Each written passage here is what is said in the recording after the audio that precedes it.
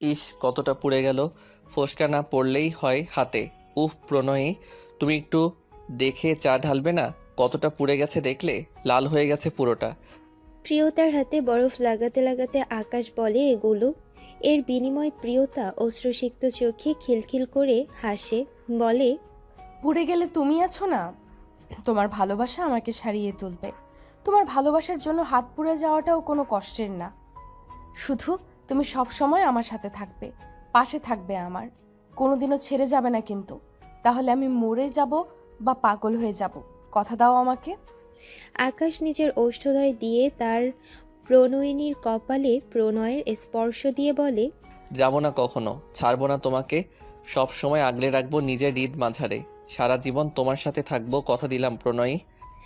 আকাশ কথা দিলে প্রিয়তা আবার খিলখিল করে হেসে ওঠে, যা দেখে আকাশ প্রিয়তার পুড়ে যাওয়া হাতে চুমু দিয়ে বলে, পাগলি একটা। কথাগুলো মস্তিষ্কে এসে ধাক্কা দিলে নিজের দুই হাত দিয়ে মাথা চেপে ধরে চিৎকার করে ওঠে প্রিয়তা। এরপর মাটি থেকে নিজের পুতুলটা তুলে নিয়ে দৌড় দেয় কোনো এক দিকে আর বলতে থাকে, সব মিথ্যে, সব সব সব মিথ্যে। কেউ ভালোবাসে না আমাকে, কেউ না। সবাই প্রতারক, সবাই মিথ্যাবাদী, সবাই ঠকায়। থাকবো না আমি এখানে, চলে যাব সবার থেকে দূরে। এগুলো চিৎকার করে কান্না করে বলছে প্রিয়তা। প্রিয়তার পেছন পেছন নার্সরা ছুটছে। মেয়েটা বেশি হাইপার হয়ে গেলে নিজের ক্ষতি করতে চায়, আর তখন ওকে ঘুমের ইঞ্জেকশন দিতে হয়। প্রিয়তা একজন মানসিক ভারসাম্যহীন রোগী। আজ 3 বছর ধরে সে পাবনা মানসিক হাসপাতালে আছে। বয়স বেশি হবে না। পেশেন্ট হিস্ট্রিতে এখন ওর বয়স 25 বছর। বড় ধরনের মানসিক আঘাত পেয়ে সে মানসিক ভারসাম্য হারায়। 3 বছর আগে পাবনা মেডিকেল কলেজের এক ছাত্র প্রিয়তাকে এক বাস স্ট্যান্ডে পায়। সেখানে ওকে কিছু বাজে লোক হেনস্থা করছিল। তখন প্রিয়তাকে, মানসিকভাবে অসুস্থ প্রিয়তা তখন নিজেকে বাঁচানোর জন্য হাত দিয়ে বাজে লোকগুলোকে দূরে যেতে বলছিল আর কান্না করছিল। আশেপাশের পথচারীরা কেউ দেখেও এগিয়ে আসে না, কারণ তারা 3-4 দিন ধরে মেয়েটাকে রাস্তায় পড়ে থাকতে দেখছে আর দোকান থেকে খাবার চুরি করে খেতে দেখেছে। দোকান থেকে খাবার চুরি করে খাওয়ার দায়ে ওকে দোকানি ধাওয়া করেছে পর্যন্ত। অভুক্ত কেউ যদি ভিক্ষের জ্বালায় চুরি করে, এতে তো দোষ অভুক্ত চোরের না, দোষ এই সমাজের। অতিরিক্ত কষ্ট বা ক্ষুধা না লাগলে তো কেউ চুরি করে না। তবে হ্যাঁ, কিছু মানুষ আছে যাদের চুরি করার স্বভাব। চুরির স্বভাবের কারণে তারা শত উত্তম মাধ্যম খেয়েও সেই পথ থেকে ফেরে না। পাবনা মেডিকেলের তখন 3য় বর্ষের ছাত্র নিয়ন 3য় বর্ষের একটা ট্রাম পরীক্ষা দিয়ে ঢাকা গিয়েছিল। গাবতলী বাস স্ট্যান্ড থেকে পাবনা যাওয়ার জন্য বাসে উঠবে, তাই টিকিট কাটতে সময়ের আগে এসেছে। নারায়ণগঞ্জ থেকে রাত 8:30টাতে পাবনা যাওয়ার বাস ছাড়বে আর গাবতলী আসতে কম করে হলেও 3 ঘন্টা লাগবে। সন্ধ্যা 6টায় গাবতলী স্টেশনে এসে টিকিট কাটবে, তখন নিয়নের নজর অদূরে উস্কো খুস্কো চুলের মেয়ের উপর। মেয়েটিকে 2-3টা ছেলে ডিস্টার্ব করছিল আর মেয়েটা বারবার ওদের হাত থেকে বাঁচার জন্য দূরে যাচ্ছে। পোশাক দেখে নিয়নের কাছে মেয়েটিকে ভালো ঘরের মনে হয়, তাই সে সেদিক এগিয়ে যায়। কাছে গেলে শুনতে পায় লোকগুলো বলছে, কি সুন্দরী, আমাদের আজ সুযোগ দাও। রাস্তায় আর কতদিন থাকবা? আমাদের সাথে চলো, রানীর হালে রাখবো। খাবারের জন্য চুরি করতে হবে না, কেউ মারবেও না। আদরে আদরে ভরিয়ে রাখবো তোমাকে। যাবে নাকি আমাদের সাথে? চলো সুন্দরী। এগুলো বলছে আর গায়ে হাত দিচ্ছে। মানসিকভাবে অসুস্থ হলেও প্রিয়তার তখন পুরুষ মানুষের প্রতি বিশ্বাস উঠে গেছে বলতে। তার উপর যদি বারবার শরীরে হাত দিয়ে কথা বলে তো বিশ্বাস কোশমিন কালেও আসবে না। নিয়নের এসব দেখে রাগ ওঠে বিধায় সে সবাইকে চিল্লিয়ে লোক জড়ো করে। 3 মানুষরূপী জানোয়ার তখন সটকে পড়তে নিয়েও পারেনি। বাস স্ট্যান্ড যেহেতু, তাই ও সময় অনেক দূরপাল্লার বাসের যাত্রী ছিল। এত মানুষ দেখে প্রিয়তার মনে তখন ভয় ধরে যায়, তাই সে ভীত হরিণের মতো কাচুমচু হয়ে দাঁড়িয়ে থাকে ভয়ে। এই বুঝি ওকে আবার মারল। নিয়ন তখনও বোঝেনি যে মেয়েটা মানসিক ভারসাম্যহীন। সকলের উদ্দেশ্যে নিয়ন বকাটে তিনজনের কাজগুলো বলার পর বকাটেগুলোকে কয়েকটা মার দিলে তারা পালিয়ে যায়। নিয়ন প্রিয়তার কাছে গিয়ে কথা বলার চেষ্টা করে, কিন্তু প্রিয়তা একটা কথাও বলেনি আর বারবার দূরে সরে যাচ্ছে। আস্তে আস্তে ভিড় কমে গেলে নিয়ন কাছের এক দোকান থেকে রুটি ও কলা কিনে আনে প্রিয়তার জন্য। চোখ মুখ শুকিয়ে আছে প্রিয়তার। নিয়ন তখনও মেয়েটার নাম জানে না, তাই নিয়ন প্রিয়তাকে খাবার এনে বলে, এই নিন মিস, খাবারগুলো খেয়ে নিন। চোখ মুখ শুকিয়ে গেছে আপনার। প্রিয়তা খাবার দেখে খপ করে নিয়ে নেয় আর খেতে থাকে। নিয়নের মায়া হয় এটা দেখে। তখন নিয়নের ফোনে তার ব্যাচমেট তাসফিয়া রাত্রির কল আসে। রাত্রিও নিয়নের সাথে যাবে। রাত্রি বাস স্টপে এসে নিয়নকে না পেয়ে কল করে। নিয়ন কোথায় আছে সেটা নিয়ন রাত্রিকে বলে। তারপর রাত্রি সেখানে আসে। রাত্রি এলে নিয়ন পুরো ঘটনাটা বলে। রাত্রি তখন প্রিয়তার কাছে গিয়ে বসে। তারপর খাওয়ারত প্রিয়তার মাথায় হাত বুলিয়ে বলে, তোমার নাম কি আপু? কোথায় থাকো? প্রিয়তা মুখে খাবার নিয়েই হাসি দেয়, তারপর আবার খেতে থাকে। রাত্রি নিয়নের দিকে তাকায়। রাত্রি নিয়নের কাছে গিয়ে বলে, নিয়ন শোন, মেয়েটাকে দেখে সুস্থ মনে হচ্ছে না। কোনো সুস্থ মেয়ে এমন করবে না। তুই যে বললি তখন মেয়েটা আত্মরক্ষার জন্য কান্না করছিল আর হাত দিয়ে দূরে যেতে বলছিল, মেয়েটা মনে হয় কথা বলতে পারে না। আর কথা বলতে না পারলেও ইশারাতে তো বলবে। মানসিক সমস্যা আছে মনে হয়। রাত্রির বলাতে নিয়নও ভাবে এটাই। রাত্রি দেখে মেয়েটার খাওয়া শেষ, তাই সে প্রিয়তাকে পানি দেয় আর ইশারায় জিজ্ঞেস করে, কি হয়েছে? রাত্রিকে দেখে প্রিয়তা পানি খায়, তারপর কান্না করে দেয়। কান্না দেখে রাত্রির খারাপ লাগে, তাই সে প্রিয়তাকে জড়িয়ে নেয়। কিছুক্ষণ কান্না করার পর যখন প্রিয়তা ফুপাচ্ছে, তখন আবারও রাত্রি ওর নাম জিজ্ঞাসা করলে প্রিয়তা মাটিতে দাগ কেটে লেখে, প্রণয়ী। রাত্রিরা ভাবে এটাই ওর নাম। তারপর রাত্রি বলে, তুমি কানে শুনতে পাও?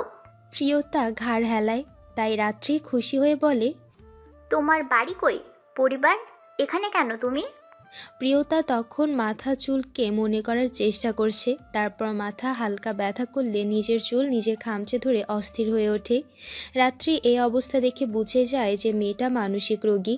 প্রিয়তাকে শান্ত করতে রাত্রি বলে, আচ্ছা প্রণয়ী, তোমাকে কিছু মনে করতে হবে না।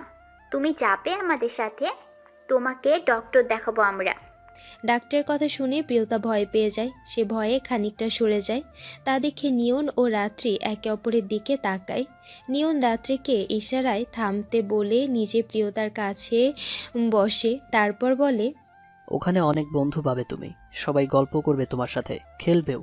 বাজে লোকেরা তোমাকে ডিস্টার্ব করবে না, সবাই তোমাকে ভালোবাসবে, কেউ বকবে না, মারবেও না। যাবে আমাদের সাথে? প্রিয়তা নিষ্পাপ চাহনিতে তাকিয়ে আছে। এরপর রাত্রিও প্রিয়তাকে ভরসা দেয়। তারপর প্রিয়তা রাজি হয়। নিয়ন ও রাত্রির মুখে হাসি ফোটে। নিয়ন বাস কাউন্টারে গিয়ে 3টা টিকিট কাটে পাবনা যাওয়ার জন্য। পাবনা এক্সপ্রেসে রাত্রি নিজের ব্যাগ থেকে চিরুনি বের করে প্রিয়তার মাথা আঁচড়িয়ে দেয়। মুখটাও পানি দিয়ে ধুয়ে মুছে দেয়। রাত 11:30। গাবতলী থেকে বাস ছাড়ে। প্রিয়তা ততক্ষণে ঘুমিয়ে গেছে। রাত 10টার দিকে প্রিয়তার আবার ক্ষুধা লেগেছিল। তখন প্রিয়তার সাথে ওরাও রাতের খাবার খেয়ে নেয় এক হোটেলে থেকে। তারপর রাত্রে ঘুমের ওষুধ খাইয়ে দেয় প্রিয়তাকে। বাসে ওঠার সময় চোখে মুখে পানি দেওয়ায় একটু উঠেছিল। পুরো জার্নিতে ঘুমিয়ে যায় প্রিয়তা। পাবনাতে ওরা সকালে এসে নামে। এরপর পাবনা মেডিকেলে যায়। রাত্রি প্রিয়তাকে অনেক কষ্টে হল সুপারকে ম্যানেজ করে নিজের হোস্টেল রুমে নিয়ে গিয়ে ফ্রেশ করায়। নিয়নও ফ্রেশ হয়ে আসে নিজের হোস্টেল থেকে। এরপর ওরা দুজনে প্রিয়তাকে ডাক্তার দেখায়। এরপর থেকে প্রিয়তা পাবনা মানসিক হাসপাতালে আছে। সেদিন ডাক্তার দেখানোর পর ডাক্তার বলেছিল, প্রণয়ী ওরফে প্রিয়তা মানসিক ভারসাম্যহীন হয়েছে কোনো আঘাতে। সাথে কিছু টেস্ট করতে দিয়েছে, সেগুলো করলে বাকি সমস্যা বোঝা যাবে। নিয়ন ও রাত্রি স্টুডেন্ট পড়িয়ে নিজেদের জমানো টাকা থেকে প্রিয়তার চেকআপগুলো করিয়েছিল। সেদিন সন্ধ্যাতে রিপোর্ট দেখে ওরা কিছুটা জেনেছিল। রিপোর্টে লেখা, রিপোর্টে লেখা ছিল বেবি অ্যাবর্ট হয়েছে ও মানসিকভাবে বড় ধাক্কার কারণে বাকশক্তি কিছু সময়ের জন্য হারিয়েছে এবং মানসিক ভারসাম্য হারিয়েছে। আজ 3 বছর এই হাসপাতালে আছে প্রিয়তা। প্রিয়তার সব কথা মনে পড়ে না। মানসিক ভারসাম্য হারানোর পর ও মাঝে মাঝে কিছু আবছা মনে পড়লে চিৎকার করে উঠত মাথা চেপে। প্রিয়তার ব্রেনের কিছু নার্ভ ড্যামেজ হয়ে গেছে অতিরিক্ত মানসিক আঘাতের কারণে। প্রিয়তাকে ইলেকট্রনিক শক দেওয়া হয়েছে 3 বার। ইলেকট্রনিক শক প্রিয়তা দিতে চায় না। নিয়ন ও রাত্রিকে কান্না করে করে মানা করে বলতো বলেই আর ওদেরও মায়া হতো, তাই 3 বছরে মাত্র 3 বার দেওয়া হয়েছে। কয়েক মাস আগে প্রিয়তা নিজের আসল নাম বলতে পেরেছে সকলকে। নিয়ন ছাড়া বাকিরা এখন প্রিয়তাকে প্রিয়তা বলে ডাকে, তবে নিয়ন এখনও প্রণয়নী বলে। প্রণয়িনীর সংক্ষিপ্ত রূপে ডাকা প্রণয়ী। প্রিয়তাকে ঘুমের ইঞ্জেকশন দিয়ে নার্সরা নিয়নকে ফোন করে। নিয়ন ও রাত্রি এখন সদ্য রেজিস্টার ডাক্তার হয়েছে। দুজনেই পাবনা মেডিকেলে আছে। নিয়ন প্রিয়তার এতদিন পর আবার হাইপার হবার ঘটনা শুনে হাতের কাজ সেরে ছুটে আসে। এর আগে 3 বার এতটা হাইপার হয়েছিল আর ঘুমের ইঞ্জেকশন দিলে ঘুমোতো, এরপর ঘুম ভাঙলে আবার হাইপার হতো, তাই তখন শক দিত। এমনিতে প্রিয়তা সবার থেকে দূরে একাকী ও চুপচাপ থাকতে বেশি পছন্দ করে। নিয়ন আসার পর নার্সের কাছ থেকে জেনে নেয় যে প্রিয়তা চিৎকার করে কি বলছিল। নিয়ন বুঝতে পারে এবার প্রিয়তার আরও কিছু মনে পড়েছে, আর যা কষ্টের তাই হয়তো ওইরকম কথা বলে চিৎকার করছিল। নিয়ন প্রিয়তাকে দেখে আবার রোগী দেখতে চলে যায়। এরপর ঘুমের ইঞ্জেকশনের প্রভাব শেষ হবার কিছুক্ষণ আগে নিয়ন ও রাত্রি আসে প্রিয়তার কাছে। নিয়ন ও রাত্রি প্রিয়তার পাশে বসে আছে। রাত্রি প্রিয়তার মাথায় হাত বুলিয়ে দিচ্ছে। পিটপিট করে চোখ খোলে প্রিয়তা, আর চিৎকার করছে না। তখন রাত্রি ডেকে ওঠে, প্রিয়তা, তুমি চিৎকার কেন করছিলে? তোমার কিছু মনে পড়েছে? চুপ করে আছে প্রিয়তা। দৃষ্টি তার জানালার বাইরে নীল আকাশে। শরৎকালের সাদা মেঘপুঞ্জ ভাসমান নীল আকাশে। প্রিয়তা চুপ দেখে রাত্রি নিয়নের দিকে তাকায়। নিয়ন এরপর আদরের স্বরে বলে, প্রণয়ী, এই প্রণয়ী, কি হয়েছিল বলো? হুট করে তাকায় নিয়নের দিকে। প্রিয়তার আখি যুগলের ভাষা নিয়নের বোধগম্য হচ্ছে না। নিয়ন ও রাত্রিকে অবাক করে দিয়ে প্রিয়তা রুক্ষ স্বরে বলে ওঠে, আমায় প্রণয়ী বলবে না, আমি প্রিয়তা। প্রিয়তা আমি। প্রণয়ী সে ছাড়া আর কেউ বলবে না। সে আমাকে না চাইলেও আমি তার প্রণয়ী। বলবে না আমাকে প্রণয়ী বলে। নিয়নের হঠাৎ বুকে চিনচিন ব্যথা করে ওঠে। নিয়ন জানে প্রিয়তার একটা বাচ্চা নষ্ট হয়েছে, আর হয়তো এজন্যই মানসিক ভারসাম্য হারিয়েছে। তবে মাঝে মাঝে এটাও মনে হতো হয়তো কাউকে অনেক ভালোবাসতো প্রিয়তা, কিন্তু সেসব ভাবনা মন থেকে ঝেড়ে ফেলে দিত, কারণ এতদিনে নিয়নের মনের কিছুটা জুড়ে প্রিয়তার স্থান হয়ে গেছে। তাই তো প্রিয়তার আসল নাম জানার পরেও নিয়ন ওকে প্রণয়ী বলে ডাকে। প্রিয়তা যে কাউকে এখনও ভালোবাসে সেটা নিয়ন আজ বুঝতে পেরে কষ্ট হচ্ছে তার। প্রিয়তা নিজের বউ পুতুল নিয়ে খেলায় ব্যস্ত। নিয়ন উঠে যায় সেখান থেকে। নিয়নকে এভাবে বিমর্ষ মুখ নিয়ে উঠে যেতে দেখে রাত্রির কেমন যেন মনে হয়। রাত্রিও নিয়নের পিছু পিছু যায়। করিডোরের একটা ফাঁকা স্থানে গিয়ে নিয়ন সিগারেট ধরায়। সিগারেটে এক টান দিয়ে দ্বিতীয় টান দিবে, তখনই কেউ একজন ওর হাত থেকে সিগারেটটা ছো মেরে নিয়ে নেয়। নিয়ন পাশে তাকিয়ে দেখে রাত্রি চোখ মুখ কুঁচকে তাকিয়ে আছে। নিয়ন পকেটে হাত ঢুকিয়ে সামনের দিকে দৃষ্টি নিবদ্ধ করে। রাত্রি এখনো ভ্রু কুঁচকে তাকিয়ে আছে। এবার রাত্রি জিজ্ঞেস করেই বসে, এই নিয়ন, তুই সিগারেট কবে থেকে খাচ্ছিস? তুই তো সিগারেটের ধোঁয়া সহ্য করতে পারতিস না, তাহলে এখন কিভাবে খাচ্ছিস? নিয়ন ভাবলেশীন নিরুত্তর রইল। রাত্রি এবার নিয়নকে খোঁচা দিলে নিয়ন খোলা অসীম অন্তরিক্ষ দৃষ্টি নিবদ্ধ করে বলে, আগে সহ্য হতো না, কিন্তু এখন হয়। রাত্রি অবাক হয়ে তাকিয়ে রয়। তার কাছে নিয়নকে অচেনা লাগে এখন। মেডিকেলের 4 বছর শেষ করার পর ইন্টার্নে ঢোকার কয়েক মাস হবার পর থেকে নিয়ন কেমন পাল্টে যেতে শুরু করলো। নিয়ন যেখানে তার বেস্ট ফ্রেন্ডকে সব কিছু বলতো, সেই নিয়ন রাত্রির সাথে কিছু শেয়ার করে না। ইন্টার্ন শেষ করার পর নিয়ন অন্য কোনো মেডিকেলে অ্যাপ্লাই পর্যন্ত করেনি। রাত্রি নিয়নকে নিজের দিকে ঘোরায়, এরপর জিজ্ঞেস করে, কি হয়েছে তোর? আমার সাথে শেয়ার করতে পারিস। আমি সব সময় তোর পাশে আছি। তোর সুখ দুঃখ সবেতে আমি থাকতে চাই। আমি দুধের মাছি না যে সুসময়ে থাকবো আর দুসময়ে চলে যাব। নিয়ন দীর্ঘশ্বাস ছাড়ে, তারপর রাত্রিকে উদ্দেশ্য করে বলে, আমরা যখন কাউকে ভালোবাসি তখন তার দোষ গুণ সবটাকে ভালোবাসি, তার দোষগুলো শুধরাতে ভালোবাসি, সে খারাপ দিকে থাকলে সেখান থেকে ফিরিয়ে আনতে ভালোবাসি, সর্বোপরি তার আত্মাকে ভালোবাসি। কিন্তু যখন মনে সংশয় জমে সে কি আদৌ আমাকে ভালোবাসে, তখন তখন কি করতে হয়? এরপর যখন এটা জানতে পারি যে তার হৃদয়ে অন্তরিক্ষে আমি কোথাও নেই, তখন তার অন্তরিক্ষের প্রণয় অন্য কারো নামে, তখন কি করা উচিত বলতে পারবি? কি করা দরকার? স্তব্ধ হয় রাত্রি। তার ভাবনাতেও কখনো আসেনি যে তার বেস্ট ফ্রেন্ড কাউকে ভালোবাসে, যাকে নিয়ে সে নিজের হৃদ মাঝারে প্রণয় প্রহর সাজাতে ব্যস্ত, সে কিনা অন্য কাউকে তার অন্তরিক্ষ ভাবে। জলে টইটুম্ব নেত্রযুগল সুকৌশলে মুছে নেয় পাশে দাঁড়ানো অবুঝ মানবটির আড়ালে। অবুঝই তো, নাহলে 6 বছর ধরে বন্ধুত্বের আড়ালে থাকা ভালোবাসাটা বুঝতে পারলো না? এটাও কি একবার প্রশ্ন আসেনি যে মেয়েটা কেন তার সব কাজে সাপোর্ট করে ও সহযোগী হয়? ভাবতে পারছে না রাত্রি। নিয়নকে কিছু না বলে চলে যায়। রাত্রি নিয়নের হাত ছেড়ে চলে যাবার পর নিয়ন রাত্রির দিকে তাকায়। তখন রাত্রিকে কথাগুলো বলে আবারও আগের ভঙ্গিমায় আকাশ দেখছিল, কিন্তু হঠাৎ রাত্রির কিছু না বলে চলে যাওয়াটা বোধগম্য হলো না নিয়নের। ডাক্তারের চেম্বারে বসে আছে নিয়ন। সে নিজেও ডাক্তার, তবে প্রিয়তার চিকিৎসা তো সে করে না। ডাক্তারকে নিয়ে প্রিয়তাকে দেখিয়ে এনেছে। এরপর প্রিয়তার কিছু টেস্ট করায়। এরপর ইনস্ট্যান্ট রিপোর্ট বের করে ডাক্তারের কাছে আলাপ করতে যায়। রিপোর্ট দেখে ডাক্তার বলে, দেখুন ডাক্তার নিয়ন, মিস প্রিয়তমার ড্যামেজ হওয়া কিছু নার্ভ রিকভার করেছে নতুন করে, তাই তার স্মৃতি ফিরছে আর ওনার পাগলামি কমছে। নার্সরা অবজার্ভ করেছে ওনার বিগত 3 মাসে অস্বাভাবিক আচরণ আগের তুলনায় কম করেছে।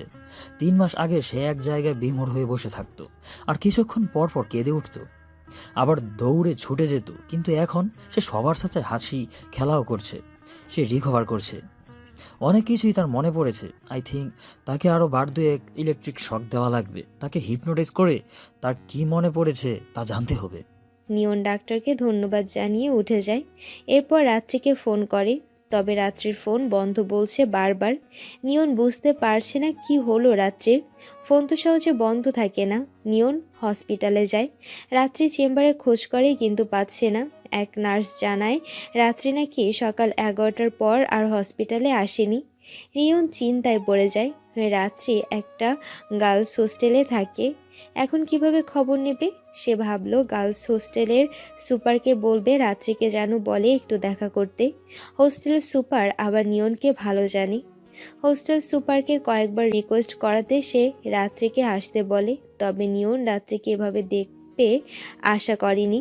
নিয়ন রাত্রির রক্তিম ফোলা আখিযুগল ও মুখ ফোলা দেখে ব্যতিব্যস্ত হয়ে যায়। দ্রুত পদে এগিয়ে এসে রাত্রির কপালে হাত রাখে, তারপর বলে, সকালে তো ঠিক ছিলি, এখন তোর অ্যালার্জি হলো কিভাবে? তুই কি চিংড়ি মাছ জনিত কোনো খাবার খেয়েছিস? রাত্রে নিয়নের এত যত্ন দেখে চোখে হাসে, তারপর ঘাড় হেলিয়ে হ্যাঁ বলে। রাত্রিকে হাসিচোখ ঘাড় নাড়াতে দেখে নিয়ন চোখ মুখ শক্ত করে বলে, তোর চিংড়িতে অ্যালার্জি অনেক, তাও কেন এটা খাস? এখন তো তোর জ্বর আসছে, হোস্টেলে এখন তোর সেবা করবে কে? কি যে করিস তুই? মেডিসিন নিয়েছিস? তুই তো আবার নিজের ব্যাপারে একদম ভুলবো না। রাত্রি মুচকি হাসে। রাত্রিকে হাসতে দেখে নিয়ন ধমকে উঠে বলে, অসুখ বাঁধিয়ে সে এখন হাসছে। একটু নিজের যত্ন নিলে কি হয় তোর? এখনই রুমে গিয়ে খাবার খেয়ে ঔষধ খেয়ে ঘুমাবি। আমি জানি তুই খাবার খাসনি। রাত 8টা বেজে গেছে কখন? রাত্রি এক দৃষ্টিতে তাকিয়ে আছে নিয়নের দিকে। নিয়ন রাত্রিকে রুমে যেতে বলে চলে যেতে নিলে রাত্রি ওকে থামিয়ে জিজ্ঞাসা করে, তুই কেন এসেছিলি তা তো বললি না? নিয়নের মনে পড়ে কথাটা। নিয়ন বলে, আজ প্রণয়ের টেস্ট করিয়েছি, রিপোর্ট ভালো এসেছে। ডাক্তার বলেছে ও রিকভার করছে, শক দিতে হবে ওকে। রাত্রি চিহ্নিত সুরে বলে, প্রিয়তা শখ দিতে চায় না, কান্না করে অনেক, মায়া লাগে দেখলে। নিয়ন দীর্ঘশ্বাস ফেলে বলে, মায়া তো আমারও কম লাগে না, কিন্তু ওকে সুস্থ হতে হবে। আমি যে কোনো মূল্যে ওকে সুস্থ করার চেষ্টা করব। ও বাকি সবার মতো সুস্থ ও স্বাভাবিক থাকবে। নিয়ন কথাগুলো বলছিল আর চোখে যেন আনন্দ চিকচিক করছিল। রাত্রি দেখে এটা, তারপর ভাবলেশীনভাবে বলে, ভালোবেসে ফেলেছিস প্রিয়তাকে, তাই না? চমকে তাকায় নিয়ন। রাত্রি তা দেখে মলিন হেসে বলে, তোর সামান্য ইঙ্গিত আমাকে তোর মন বলে দেয়। প্রিয়তাকে ভালোবাসিস ভালো কথা, তবে ওর অতীত কি ওর পিছু ছাড়বে? অতীতে ওর সাথে কি হয়েছিল জানি না আমরা। ওর কিন্তু বেবি অ্যাবর্ট হয়েছে। এখনও বিবাহিত নাকি অবিবাহিত তা আমরা জানি না, তবে ওর কিছু কথাতে বোঝা যায় ও কাউকে অনেকটা ভালোবাসে। করুণ হয় দৃষ্টিকোণ, চোখ মুখে অসহায়ত্ব নিয়নের। তা দেখে রাত্রি নিয়নকে কি সান্ত্বনা দেবে? সে নিজেই তো এই প্রণয় রোগে আক্রান্ত। কি অদ্ভুত নিয়ম, তাই না? আমি যাকে ভালোবাসি সে আমাকে ভালোবাসে না, আর সে যাকে ভালোবাসে বিপরীত পাশের মানুষটাও তাকে ভালোবাসে না। রাত্রি নিয়নের থেকে বিদায় নিয়ে হোস্টেলে চলে যায়। নিয়নও চলে যায়। নিয়নের 10টা পর্যন্ত ডিউটি আছে, তারপর বয়েজ হোস্টেলে চলে যায়। প্রণয় শোনো, আমাদের প্রথম মেয়ের নাম রাখবো প্রহেলি। এরপর আবার মেয়ে হলে ওর নাম রাখবো আহিতা। সুন্দর না নামগুলো? বাহুডোর আবদ্ধ প্রিয়তা মাথা ঘুরিয়ে তাকায় আকাশের দিকে, তারপর চোখ ছোট ছোট করে বলে, দুইটাই তো মেয়ের নাম ঠিক করলে, যদি ছেলে হয় তখন ছেলের নামও ঠিক করো। প্রিয়তাকে নিজের দিকে ঘুরিয়ে ওর নাকের সাথে নাক ঘষে আকাশ বলে, হুম, দেখো আমাদের মেয়ে হবে একদম তোমার মতো দুষ্টু মিষ্টি হবে আমাদের মেয়ে। আমার মায়ের শূন্যতা পূরণ করবে। আমি আমার মেয়েকে সব দিব, ও যা চাইবে সব। মেয়ে আমার অভিযোগ করতে পারবে না ওর বাবার উপর। অধরের আলতো স্পর্শ দেয় প্রিয়তা আকাশের অধরে, তারপর আকাশের বুকে নিজের মাথা রেখে বলে, সবে তো তোমার ঘরে বউ হয়ে এলাম, নিজের মাধুরী করে সাজাবো তোমার গৃহ। তারপর আল্লাহ চাইলে আমাদের ঘর আলোকিত করে আমাদের সন্তান আসবে। আমি তোমাকে পেয়ে শুকরিয়া আদায় করি মহান রাব্বুল আলামিনের কাছে। আমার পৃথিবীতে এক গুচ্ছ সুখ এনে দিয়েছো তুমি। এই সুখ হারিয়ে ফেলার ভয়টা আমার প্রবল। আকাশ তার প্রণয়িনীকে নিজের বুকে আরও জড়িয়ে নেয়। তার প্রণয়ীর মনে আসা ভয়টাকে সে ঝেড়ে ফেলে দিতে চায়, তাই বলে, মৃত্যুবিহীন তোমার থেকে আলাদা আমি হব না। মাথা চেপে ধরে হালকা চিৎকার করে ঘুম থেকে ওঠে প্রিয়তা। প্রিয়তাকে নার্স মেডিসিন খাইয়ে দিয়ে চলিয়ে গিয়েছিল। ঘুমিয়ে পড়েছিল প্রিয়তা। কিছু পুরনো স্মৃতি মস্তিষ্কে ধাক্কা দেওয়াতে ঘুম ভেঙে যায়। ঘড়ির কাঁটায় গভীর রাত, কেউ জেগে নেই এখানের, তাই প্রিয়তার চিৎকার কারো কর্ণগহ্বরে পৌঁছায় না। প্রিয়তা নিজের জন্য বরাদ্দকৃত বেড থেকে উঠে পড়ে, জানালার কাছে যায়। তারপর কৃষ্ণ অম্বরে এক ফালি চন্দ্রমার দিকে এক দৃষ্টিতে তাকিয়ে বিড়বিড় করে আওড়ায়, সে আমার, ও অন্য কারো না, আমারও, শুধু আমার। প্রিয়তা বিড়বিড় করে আওড়াতে আওড়াতে শ্রেয়া ঘোষালের একটা গানের প্রথম 2 লাইন মৃদু ছন্দে গায়। আমার একলা আকাশ থমকে গেছে রাতের স্রোতের ভেসে, শুধু তোমায় ভালোবেসে। ভোরের আলো ফোটে ধরিনীর বুকে, স্নিগ্ধ আলোয় আলোকিত ভুবন। প্রিয়তার ঘুমায়নি।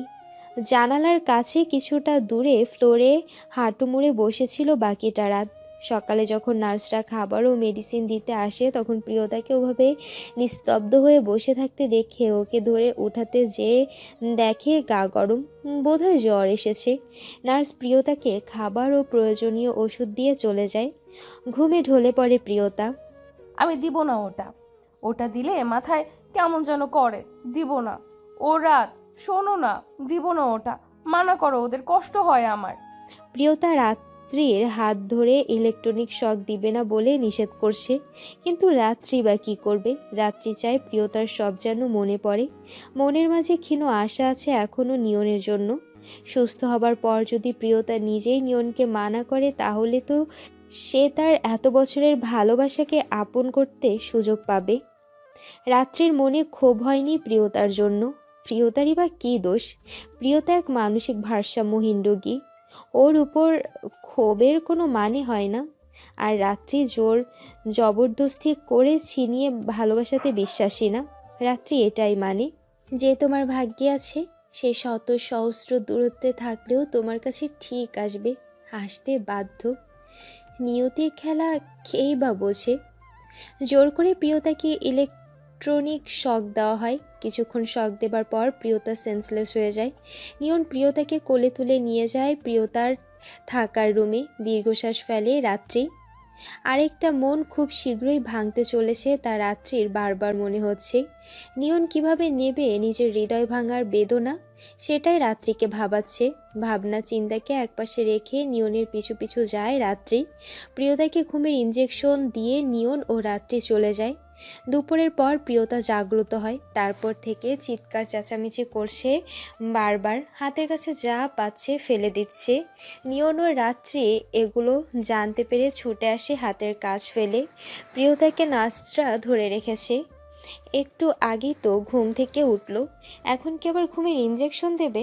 তাহলে তো যখন ঘুম ভাঙবে তখনই এমন করবে। সবসময় কি ঘুম পাড়িয়ে রাখা যাবে? রাত্রিকে দেখে প্রিয়তা জোরে বলে, এই রাত, আমার আকাশকে এনে দাও। দাও না, আমার আকাশকে আমার কাছে এনে দাও।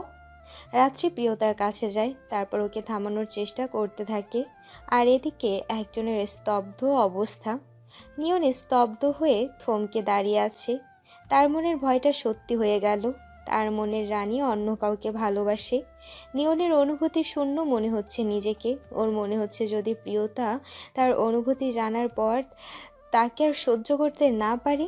নিয়নের স্তব্ধতা কাটে রাত্রির ডাকে। রাত্রি নিয়নের কাছে এসে বলছে, আমাদের ডক্টরের সাথে কনসাল্ট করা উচিত। প্রিয়তার অনেক কিছু মনে পড়েছে। ইনশাআল্লাহ সে জলদি সুস্থ হবে। নিয়ন রাত্রির কথা শুধু শুনল, কোনো বাক্য ব্যয় করল না। রাত্রি মলিন হেসে নিয়নের মনে তোলপাড় বুঝে বলে, তুই ওর মেন্টাল কন্ডিশন জানতি, ওর অতীত তো জানা ছিল না। এখন অতীতে কি হয়েছে তা না জেনে ওর মাঝে হৃদয় হারিয়ে বসলি। ওর অতীতকে ও এখনও ভালোবাসে। তাই তুই নিজেকে স্ট্রং কর, যাতে পরবর্তীতে নিজেকে সামলে নিতে পারিস। নিয়ন নিভু কাতর স্বরে বলে, ভালোবাসার অনুভূতি বলে কই আসে না, হুট করে এসে যায়। আমি ওর বর্তমানকে দেখেছি, অতীতকে না। অতীতকে প্রাধান্য দিয়ে কাউকে ভালোবাসা কি আদৌ ভালোবাসা হয়? আমি কিভাবে ওর প্রতি দুর্বল হয়েছে আমি নিজেও জানি না। রাত্রি আর কিছু না বলে নিয়নের কাঁধে হাত রেখে মলিন হাসি দিয়ে চলে যায়। নিয়ন প্রিয়তার দিকে তাকায়। মেয়েটা হেসে হেসে খেলছে, কারণ রাত্রি তাকে বলেছে আকাশকে এনে দেবে। নিয়ন ভাবে, যদি মেয়েটার জীবনে আকাশ নামে কারো অস্তিত্ব না থাকতো, খুব কি ক্ষতি হতো? অসুস্থ মেয়েটাকে সে না হয় সারা জীবন আগলে রাখতো নিজের কাছে। পরের দিন সাইকোলজিস্টের কাছে প্রিয়তাকে নিয়ে যায় নিয়ন। রাত্রির এক সিনিয়রের সাথে অপারেশনে থাকতে হবে। আর তাছাড়া প্রিয়তার জন্য নিয়ন ও রাত্রি অনেক ছুটি নিয়েছে। এখন সাইকোলজিস্ট যদি হাওয়া বদল নিয়ে কিছু বলে তো তখন আবারও ছুটি লাগবে। এজন্য নিয়ন ও রাত্রি ছুটি নিতে চায় না। নিয়নের কাজ রোগীর চাপ কম বিধায় সময় বের করে প্রিয়তাকে নিয়ে গেছে। সাইকোলজিস্ট প্রিয়তাকে হিপনোটাইজ করে, তারপর কিছু কিছু জানতে পারে, কারণ প্রিয়তার সব কিছু মনে পড়েনি। সাইকোলজিস্ট জানতে পারে আকাশ প্রিয়তার স্বামী। প্রিয়তাকে আকাশ অনেকটা ভালোবাসে। প্রিয়তার বন জঙ্গল ভালো লাগে, নিরিবিলি পরিবেশ ভালো লাগে। বাবা মাকে মিস করে, তবে তারা রাগ করে আছে। মানে সব কিছু আধো আধো, ওর স্মৃতিতে এখনও সব আসেনি। সাইকোলজিস্ট আবারও ইলেকট্রিক শকের পর হাওয়া বদলকে সাজেস্ট করলো। 1 মাসের বেশি সময় কেটে যায়। প্রিয়তা পাগলামি করে না ধরতে গেলে, শান্ত হয়ে থাকে। ডাক্তারের পরামর্শ নিয়ে প্রিয়তাকে নিয়ে নিয়ন ও রাত্রি সিলেটে ঘুরতে এসেছে। প্রিয়তা চা বাগানে এসে কিছুক্ষণ পরপর থেমে থেমে যায়।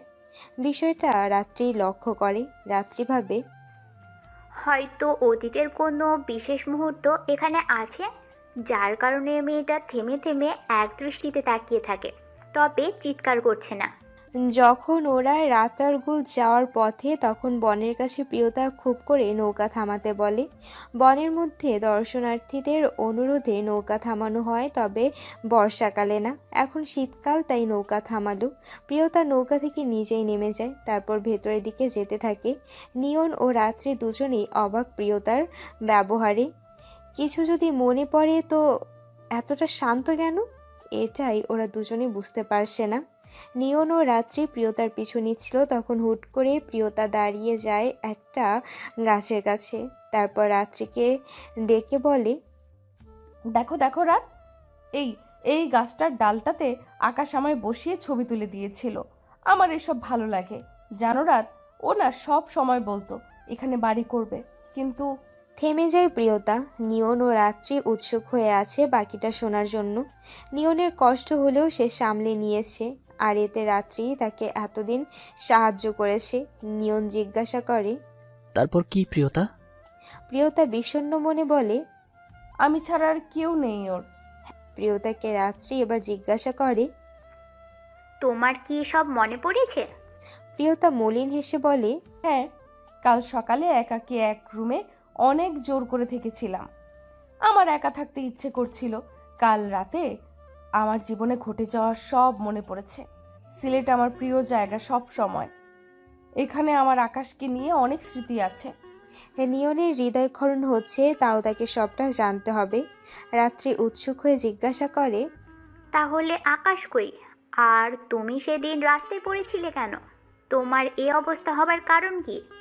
রাত্রির এক নাগাড়ে করা প্রশ্নে মলিন হাসে প্রিয়তা। তারপর নৌকার দিকে অগ্রসর হয়। প্রিয়তার এভাবে চলে যাওয়া দেখে রাত্রি ও নিয়ন একে অপরের মুখ চাওয়াচাই করছে। কি হচ্ছে কিছুই বুঝতে পারছে না তারা। এক রাতেই সব মনে পড়ে গেল, নাকি আগেও মনে পড়েছে? নৌকায় তিনজন উঠে বসলে নৌকা চালাতে শুরু করে কিশোর একটা ছেলে। গাছের বাঁকে বাঁকে নৌকা চলছে। শীতকাল বিধায় পানি কম, না হলে বর্ষাকালে অনেক গাছ দেখাও যায় না। প্রিয়তা আশেপাশে দেখছে, এদিকে দুজন যে উদ্গ্রীব হয়ে আছে তাতে ওর খেয়াল নেই। কিছুক্ষণ পর নিজেই বলে। তোমাদের মনে প্রশ্ন উঠছে না কিভাবে ও কখন আমার সব মনে পড়লো? দুজনেই ঘাড় নাড়ায়। তা দেখে প্রিয়তা বলে। লাস্ট ইলেকট্রিক শকের পর প্রায় মাঝরাতে আমি স্বপ্ন দেখে উঠে যেতাম। আসলে ওসব আমার স্বপ্ন না, ওসব আমার সাবকনশিয়াস মাইন্ডের কিছু রিলে, যা আমার স্মৃতি থেকে আবছা হয়ে গিয়েছিল, যা আমি ভুলে গিয়েছিলাম, কিন্তু তার ইফেক্ট রয়ে গিয়েছিল। এখন সেগুলো টুকরো টুকরো আকারে স্মৃতিতে প্রতিচ্ছবি আকারে ফুটে উঠেছিল। গভীর রাত থাকতো, তাই দুই একদিন আমার করা চিৎকার কেউ শুনতে পায়নি। এরপর থেকে আর চিৎকার করতাম না। মাথা ব্যথা করতো, তবে সহ্য করে নিতাম, কারণ অনেক কিছুই মনে পড়ছিল। আমার পরিবার, আমার ছোটবেলা, সব। আর কাল সিলেটে এসে আমি একা এক রুমে থাকতে চেয়েছি, তখন আমার বাকিগুলো মনে পড়েছে। রাত্রি ও নিয়ন অবাক হয়। রাত্রি বলে। তার মানে তোমার সব মনে পড়ে গেছে আর তুমি মানসিকভাবে সুস্থ হয়ে গেছো? প্রিয়তা হাসে। নিয়ন অবাক হয়ে যেন বাকরুদ্ধ হয়ে গেছে। তার আনন্দ হচ্ছে প্রিয়তার সব মনে পড়াতে, তবে কষ্ট হচ্ছে প্রিয়তাকে হারিয়ে ফেলার ভয়। প্রিয়তা ভাবলিসীনভাবে বলে। শুনবে আমার কাহিনী? আমার জীবনের এক চিরস্মরণীয় কাহিনী। এক বাধ্য মেয়ের অবাধ্য হবার কথা, শান্ত মেয়ের চঞ্চল হবার কথা। আমার প্রেম কথন, সুখ দুঃখ সব মিলিয়ে। তবে দুঃখের পাল্লাটা শেষের দিকে আচানক একসাথে আসাতে আমি সহ্য করতে পারিনি, তাই তোমরা আমাকে পেয়েছো। কথাগুলো বলে প্রিয়তা রাত্রি ও নিয়নের দিকে তাকায়। ওদের চোখে আগ্রহ দেখে প্রিয়তা বলে। আমি কিন্তু মেডিকেল স্টুডেন্ট ছিলাম, তাও ময়মনসিংহ মেডিকেলের। প্রিয়তার এই কথায় ওদের দুজনের চোখ বড় বড় হয়ে যায়। এতদিন অনেক শুনেছে মেডিকেল ছাত্রছাত্রী অকালে ঝরে যায়, কেউ কেউ প্রেম ভালোবাসা জনিত কারণে, আর কেউ কেউ অধিক ডিপ্রেশনে সুইসাইডের কথাও শুনেছে। প্রিয়তা ওদের অবাক হওয়া দেখে বলতে শুরু করে। অতীত। মা বাবার ছোট মেয়ে প্রিয়তা, পুরো নাম প্রিয়তা নূর। দেখতে ফর্সা না হলেও উজ্জ্বল শ্যামসুন্দরী। মেডিকেলে ভর্তি পরীক্ষার রেজাল্ট দেখে কিছুটা মনক্ষুণ্ণ হয়, কারণ প্রিয়তার রেজাল্ট খুব ভালো ছিল। এইচএসসি লেভেলে এবং প্রিপারেশন ঢাকার টপ দুটোতে চান্স হবার মতো ছিল। এখন পরিবার ছেড়ে অত দূরে ময়মনসিংহে যেতে হবে। বাবা মা বড় ভাইকে ছাড়া কখনো থাকেনি প্রিয়তা, অনেক আদর এসে। এখন চান্স পাওয়াতে ওর যেতেই হবে। একরাশ মন খারাপ ও নতুন পরিবেশে যাওয়া অদ্ভুত আনন্দ নিয়ে ময়মনসিংহ মেডিকেল কলেজে আসে প্রিয়তা। সেখানেই তার দেখা হয় আকাশের সাথে। আকাশ তখন সেকেন্ড ইয়ার শেষ করে নতুন থার্ড ইয়ারে। মানব কঙ্কাল নিয়ে সে ক্যাম্পাসে যাচ্ছে। কয়দিন পর এটাকে বিক্রি করতে হবে। আর আকাশ ও তার এক বন্ধু অনেক কষ্টে টাকা জমিয়ে এটা কিনেছে। এটাকে যত্ন করে সব সময়। হঠাৎ কারোর সাথে ধাক্কা লেগে কঙ্কাল ওরফে বনি মাটিতে পড়ে যায়। মাটিতে পড়ার ফলে এক হাতের হিউমেরাস সহ রেডিয়াস ও আলনা আলাদা হয়ে যায়। আকাশ আর বনির দিকে একবার তাকায়, তো আবার সামনে ভয়ে কাচুমাচু হয়ে দাঁড়ানো মেয়েটার দিকে তাকায়। আকাশ মাটিতে হাঁটু গেড়ে বসে বনির হিউমেরাস, রেডিয়াস ও আলনা তুলল। প্রিয়তা ভয়ে ভয়ে তাকিয়ে আছে। আকাশ যখন উঠে প্রিয়তার দিকে তাকালো, তখন প্রিয়তা আকাশের চোখ মুখে বিষণ্ণতা দেখতে পেল। আকাশ বিষণ্ণ মনে বলে, কি করলেন আপনি এটা? বনিকে আমি কত যত্ন করি যাতে কোনো ক্ষতি না হয়। এখন ওকে কয়েক মাস পর নিউ স্টুডেন্টদের কাছে বিক্রি করলে কি আমি আমার কেনা মূল্যের কাছাকাছি পাবো? প্রিয়তার বুক কাঁপছে। ছেলেটা যে তার সিনিয়র সেটা বুঝতে পারছে। এখন সিনিয়র যদি র্যাগ দেয়, র্যাগিংকে অনেক ভয় পায় প্রিয়তা। স্কুলে একবার সিনিয়র আপুরে র্যাগ দিয়েছিল। সেদিন প্রিয়তার বেনি করা চুল খুলে দিয়ে সবার সামনে অপমান করেছিল। প্রিয়তার সেদিন রাতে কাঁদতে কাঁদতে জ্বর এসে গিয়েছিল। এখন যদি এই সিনিয়র ছেলেটাও র্যাগ দেয়, চোখ ছলছল করে উঠল প্রিয়তার। আকাশ তখন কথাগুলো বলে বনির হাড্ডিগুলো ভালো করে দেখছিল। এরপর আবার সামনে তাকিয়ে সে কিং কর্তব্য বিমূঢ় হয়ে পড়ল। কারণ তার সামনে দাঁড়ানো মেয়েটির চোখে জল ভরে উঠেছে। যে কোনো সময় সেটা গড়িয়ে পড়ার অপেক্ষা। আকাশ তো তাকে এমন কিছু বলেনি যে কাঁদবে। আকাশ ভরকে গিয়ে বলে, আপনি কাঁদছেন কেন? প্লিজ কাঁদবেন না। মেয়েরা আমার সামনে কাঁদলে আমার গিল্টি ফিল হয়। Please don't cry. আকাশ যতই কাঁদতে মানা করুক, প্রিয়তার তো কান্না পাচ্ছেই। আকাশ বলাতে আরো কান্না করে দেয়। তারপর নাক টেনে বলে, আমাকে মাফ করে দিন ভাইয়া, আসলে আমি অন্যমনা ছিলাম। নতুন পরিবেশ, তাও কাউকে চিনি না, সরি ভাইয়া। আকাশ সান্ত্বনা দিয়ে বলে, কাঁদবেন না আপনি, পুরো দোষ আপনার না। আমিও টেনশনে কিছুটা অন্যমনস্ক ছিলাম। কপালে থাকলে আর কিছু করা যায় না। ছেলেটার নম্র ব্যবহারে কিছুটা শান্ত হয় প্রিয়তা। তারপর ছেলেটাকে কঙ্কালটার দিকে অসহায় হয়ে তাকিয়ে থাকতে দেখে প্রিয়তার খারাপ লাগে। প্রিয়তা বলে, কিছু মনে করবেন না, আমি মেডিকেলের প্রথম বর্ষের স্টুডেন্ট। আমার কয়দিন পর মানব কঙ্কাল লাগবে। আপনি যদি এটা বিক্রি করেন তো আমি কিনবো। আমার জন্য ক্ষতি হয়েছে, তাই আমি আপনার প্রাপ্য মূল্য দিব। আকাশ অবাক হয়। তারপর বলে, না, সমস্যা নেই, আপনার কিনতে হবে না, আমি বুঝে নিব। আপনি কেন ভাঙা বনি নেবেন? প্রিয়তা তাড়া দিয়ে বলে, ভাঙা কোথায়, আমি তো কিনবো পড়ার জন্য। এতে যেমনই হোক, আপনি যখন বিক্রি করবেন আমাকে বলবেন, আমিই কিনবো। আকাশ বিনিময়ে স্মিত মুচকি হাসে। তারপর চলে যায়। প্রিয়তা সেখানেই দাঁড়িয়ে থাকে। ছেলেটার নাম তার জানা হয়নি, তবে ছেলেটার ব্যবহার ও হাসিটা তার ভালো লেগেছে। প্রথম দেখাতে ছেলেটার ক্ষতি করে দিও এত নম্র ব্যবহার, তাহলে ছেলেটা তার আপন মানুষদের সাথে কতটা আন্তরিক। এগুলো ভেবে প্রিয়তা নিজের মাথায় নিজে চাটি মারে। তারপর মুচকি হেসে চলে যায়। প্রথম দিন ইন্ট্রোডাক্টরি ক্লাস ভালোভাবে কাটে। তার পরের দিনও ভালো কাটে। এক সপ্তাহ ক্লাসের পর প্রিয়তা সহজে কারোর সাথে মিশতে পারে না। রুমমেট 3টা মেয়ের মধ্যে একটা থার্ড ইয়ারে আছে। একদিন ক্লাস শেষে প্রিয়তা ক্লান্ত হয়ে নিজের বেডে গা এলিয়ে দিলে রুমমেট বড় আপুটা কারোর সাথে কথা বলছিল ফোনে। তখন শুনতে পায়, আহারে, ছেলেটার পৃথিবীতে আর কেউ রইল না। এক চাচা ছিল, সেও চলে গেল। ক্লাস শেষ যখন ফোন তুললো, তখন খবর পাওয়ার মাত্রই ছেলেটা সে কি কান্না। সত্যি খারাপ লাগলো ইয়ার। হ্যাঁ, আমি ওকে প্রতিদ্বন্দ্বী মানি পড়াশুনোতে। স্যারেরা আকাশ বলতেই পাগল। কিন্তু এতিম ছেলেটার দুনিয়ায় আর কেউ রইল না। এক চাচা ছিল, আজও সেও চলে গেল। ওর ভদ্রতার জন্যই ব্যঙ্গ করতাম। খারাপ লাগছে খুব রে। আল্লাহ আর কাউকে ওর মতো পরিস্থিতিতে না ফেলুক। প্রিয়তার এটুকু শুনে অনেক খারাপ লাগে। বাবা মায়ের থেকে শুধু কয়েক মাইল দূরে থেকে প্রিয়তার কষ্ট হচ্ছে, তো ওই ছেলেটার কি অবস্থা? প্রিয়তা তো ছেলেটাকে চেনেও না। প্রিয়তা ছেলেটাকে চেনার জন্য ওই আপুর কাছে যায়। তারপর আপুর কথা বলা শেষ হবার অপেক্ষা করতে থাকে। কথা বলা শেষ হলে প্রিয়তা জিজ্ঞেস করে, আপু, কার কে মারা গেছে? রুমমেট বড় আপু দীর্ঘশ্বাস ফেলে বলে, আর বলিস না, আমাদের ব্যাচের টপার আকাশ, যার সাথে আমার টপার হওয়া নিয়ে প্রতিযোগিতা চলে, তার চাচা মারা গেছে। শুনেছি ছোটবেলায় কার অ্যাক্সিডেন্টে ওর বাবা মা দুজনেই মারা গিয়েছিল। এরপর থেকেই ছোট আকাশকে ওর চাচাই বড় করেছে। ওর চাচা যখন পড়াশুনো করতো তখন থেকেই ভাতিজাকে সে পালে। বিয়েও করেনি নাকি ওর চাচা। 15 বছর ধরেই আকাশ ওর চাচার সাথেই থাকে। আজ খবর এলো ওর চাচা নাকি স্ট্রোক করে মারা গেছে। ছেলেটার দুনিয়াতে কেউ রইল না রে। প্রিয়তার চোখ ভরে আসে। সে আবারও জিজ্ঞেস করে, ভাইয়াটার কোনো ছবি আছে?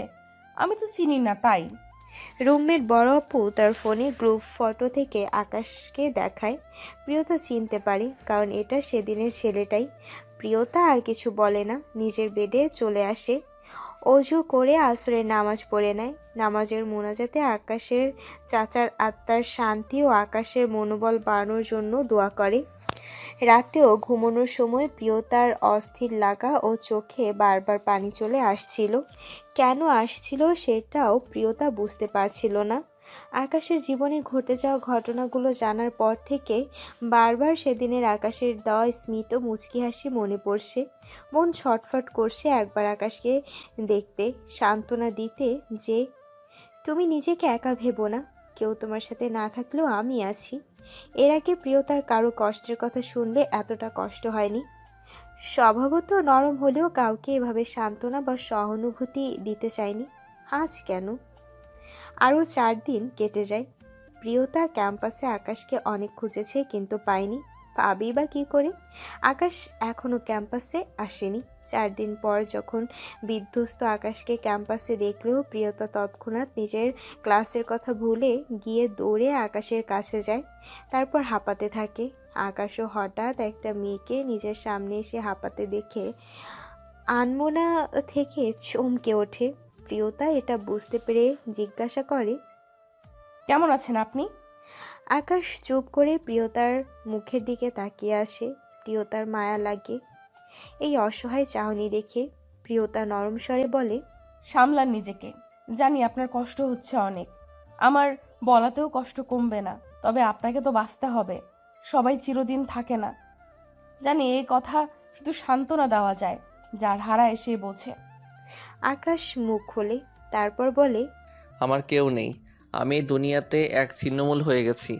আমার আপনজন বলতে চাচা ছিল, যে কিনা আমার আপন চাচা না। সে আমাকে রাস্তায় রক্তাক্ত অবস্থায় পেয়েছিল। আমাকে সে সেদিন না বাঁচালে হয়তো বাবা মায়ের সাথে আমিও মরে যেতাম। আমার আগের কিছু মনে নেই, তাই 6 বছরের আমিকে চাচা নিজের কাছেই রাখে। আমার আদৌ কোনো আত্মীয় স্বজন আছে বলে আমার মনে নেই ঠিক করে। 6 বছরের বাচ্চা তখন আমি নিজের নাম ও বাবা মায়ের নাম বলতে পেরেছিলাম, তাও অ্যাক্সিডেন্টের 3 সপ্তাহ পর, কারণ আমি খুব বাজেভাবে আহত হয়েছিলাম। একা হয়ে গেলাম আমি। প্রিয়তা কিছু বলবে তার আগেই আকাশ চলে যায়। প্রিয়তা অশ্রুসিক্ত চোখে আকাশের যাওয়া দেখছে। সময় তার কারোর জন্য অপেক্ষা করে না। সময় ঠিক চলে যায়। সময়ের সাথে সাথে প্রিয়তার মনে আকাশের জন্য দুর্বলতা বেড়েই চলেছে। দিন দিন সব ভুলে সে আকাশের ভাবনায় নিমগ্ন থাকে। রাতেও ঘুম হয় না বলে চোখের নিচে কালশিটে ভাব চলে আসছে। কেন প্রিয়তা আকাশের ভাবনাতে মগ্ন থাকে তা প্রিয়তা কিছুটা উপলব্ধি করতে পেরেছে।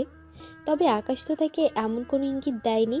আর আকাশকে প্রিয়তা সব সময় একা বসে থাকতে দেখে চুপচাপ। মাঝে মাঝে আকাশের বন্ধুদের দেখা যায়, কিন্তু প্রায় একা থাকে। প্রিয়তা আকাশের সাথে গিয়ে বসে কথা বলতে চাইলে আকাশ সৌজন্যতা রক্ষার জন্য একটু টুকটাক উত্তর দিয়ে স্থান ত্যাগ করে। প্রিয়তা বুঝে তাও বারবার আকাশের কাছে যায়। এভাবেই কিছুদিন চলে যায়। আকাশ ওর চাচার মৃত্যুর 40 দিনের দিন আবারও চট্টগ্রাম যায়। প্রিয়তা তো সকাল থেকে ক্যাম্পাসে আকাশকে দেখতে না পেয়ে আকাশের বন্ধু হৃদয়কে জিজ্ঞাসা করে। আসসালামু আলাইকুম ভাইয়া। হৃদয় তার ফ্রেন্ডের সাথে গল্প করছিল। প্রিয়তা সেখানে গিয়েই জিজ্ঞাসা করে। সালামের প্রতি উত্তরে হৃদয়ও সালামের জবাব দেয়। ওয়ালাইকুম আসসালাম। প্রিয়তা খানিকটা ইতস্ত করে বলে, মানে ভাইয়া, আকাশ ভাইয়া কোথায়? প্রিয়তা কথাটা বলার পর লক্ষ্য করে হৃদয় সহ হৃদয়ের সাথে থাকা রামিসা, ইফা ও সাগর কিভাবে যেন দেখছে। প্রিয়তা ঘাবড়ে যায়, তাই তাড়াহুড়া করে বলে, না মানে আমার তার থেকে মানব কঙ্কাল কেনার কথা ছিল। আমার জন্যই ওটা কিছুটা ভেঙে গিয়েছিল, আমি কিনতে চাই ওটা। প্রিয়তার কথা শুনে ওরা এবার স্বাভাবিক দৃষ্টিতে তাকায়। হৃদয় বলে, আকাশের চাচার আজকে মৃত্যুর 40 দিন। এই জন্য আকাশ চট্টগ্রাম গেছে ওর চাচার রেখে যা বাড়িটা ভাড়া দিবে, আর সেখানে কিছু এতিম বাচ্চাদের যাদের ওর চাচা মাঝে মাঝে খাওয়াতো তাদের খাওয়াবে। প্রিয়তা শুনল, তারপর বলল, উনি অনেকটা ভেঙে পড়েছেন, চুপচাপ থাকে দেখি। ইফা বলে, আকাশ এমনিও চুপচাপ, আমাদের 5 জন ফ্রেন্ডের মধ্যে ওই এত চুপচাপ। না হলে মেহের ওকে যা জ্বালায় আমারই তো রাগ ওঠে, কিন্তু আকাশ শুধু বুঝায়। রামিসা বলে, ওই ঢঙ্গির কথা বলবি না ইভা। বুঝি না, আকাশটা যদি একটু স্ট্রিক্টলি কথা বলে মেহেরকে, তাহলেই তো সে মেহের চুপ হয়ে যায়, কিন্তু না, মেহের আকাশের গা ঘেঁষে আর আকাশ তাকে আস্তে আস্তে কথা বলে। আমি হলে না থাপ্পড় দিয়ে বিদায় করতাম। জুনিয়র মেয়ের কিনা সিনিয়রদের সাথে এরকম করে এসে দেখতেছে আকাশ ইন্টারেস্টেড না, তাও মেয়ের লজ্জা হয় না। হৃদয় বলে, আকাশ এমনই, ওরে কিছু বললেও ও কিছু বলে না। প্রিয়তার খারাপ লাগে, আকাশ কেন ওই মেহের নামের মেয়েটাকে কিছু বলে না। তাহলে কি আকাশও মেহের মেয়েটাকে পছন্দ করে? প্রিয়তা চলে যায় সেখান থেকে। যাওয়ার আগে হৃদয়ের বলা কথাতেও ভাবাবেগ দেখায় না। প্রিয়তাকে চলে যেতে দেখে সাগর ডাক দিয়ে বলে, এই যে, তুমি কঙ্কাল নিলে আমাদের থেকে নিতে পারো। আকাশের সাথে আমি ও হৃদয় একসাথে কঙ্কালটা কিনেছিলাম। প্রিয়তা তাতেও দাঁড়ায় না, চলে যায়। সেদিন রাতে প্রিয়তা সারা রাত বিছানায় শুয়ে নিঃশব্দে কেঁদেছে। বেচারির কষ্ট হচ্ছে অনেক, কিন্তু বলতে পারছে না কাউকে। পরের দিন আকাশ ক্যাম্পাসে এলো। কাল রাতের ট্রেনে চট্টগ্রাম থেকে রওনা হয়েছে। এখন জার্নি করার কারণে শরীর ক্লান্ত দেখাচ্ছে। দূর থেকে প্রিয়তার সব খেয়াল করছে। প্রিয়তার চোখ মুখ ফুলে আছে, চোখ তো লাল হয়ে আছে। রুমমেটটা জিজ্ঞাসা করেছিল, তখন বলেছে মাথা ব্যথাতে ঘুমোতে পারিনি। হঠাৎ দেখলো একটা মেয়ে আকাশের হাত জড়িয়ে ধরল। প্রিয়তার বুক ধক করে উঠল, কিছুটা এগিয়ে যায়। তারপর পিলারের আড়ালে দাঁড়ায়। আকাশ তখন নোটিশ বোর্ডের কাছে কি যেন দেখছে, হয়তো পরীক্ষার ডেট দেখছে।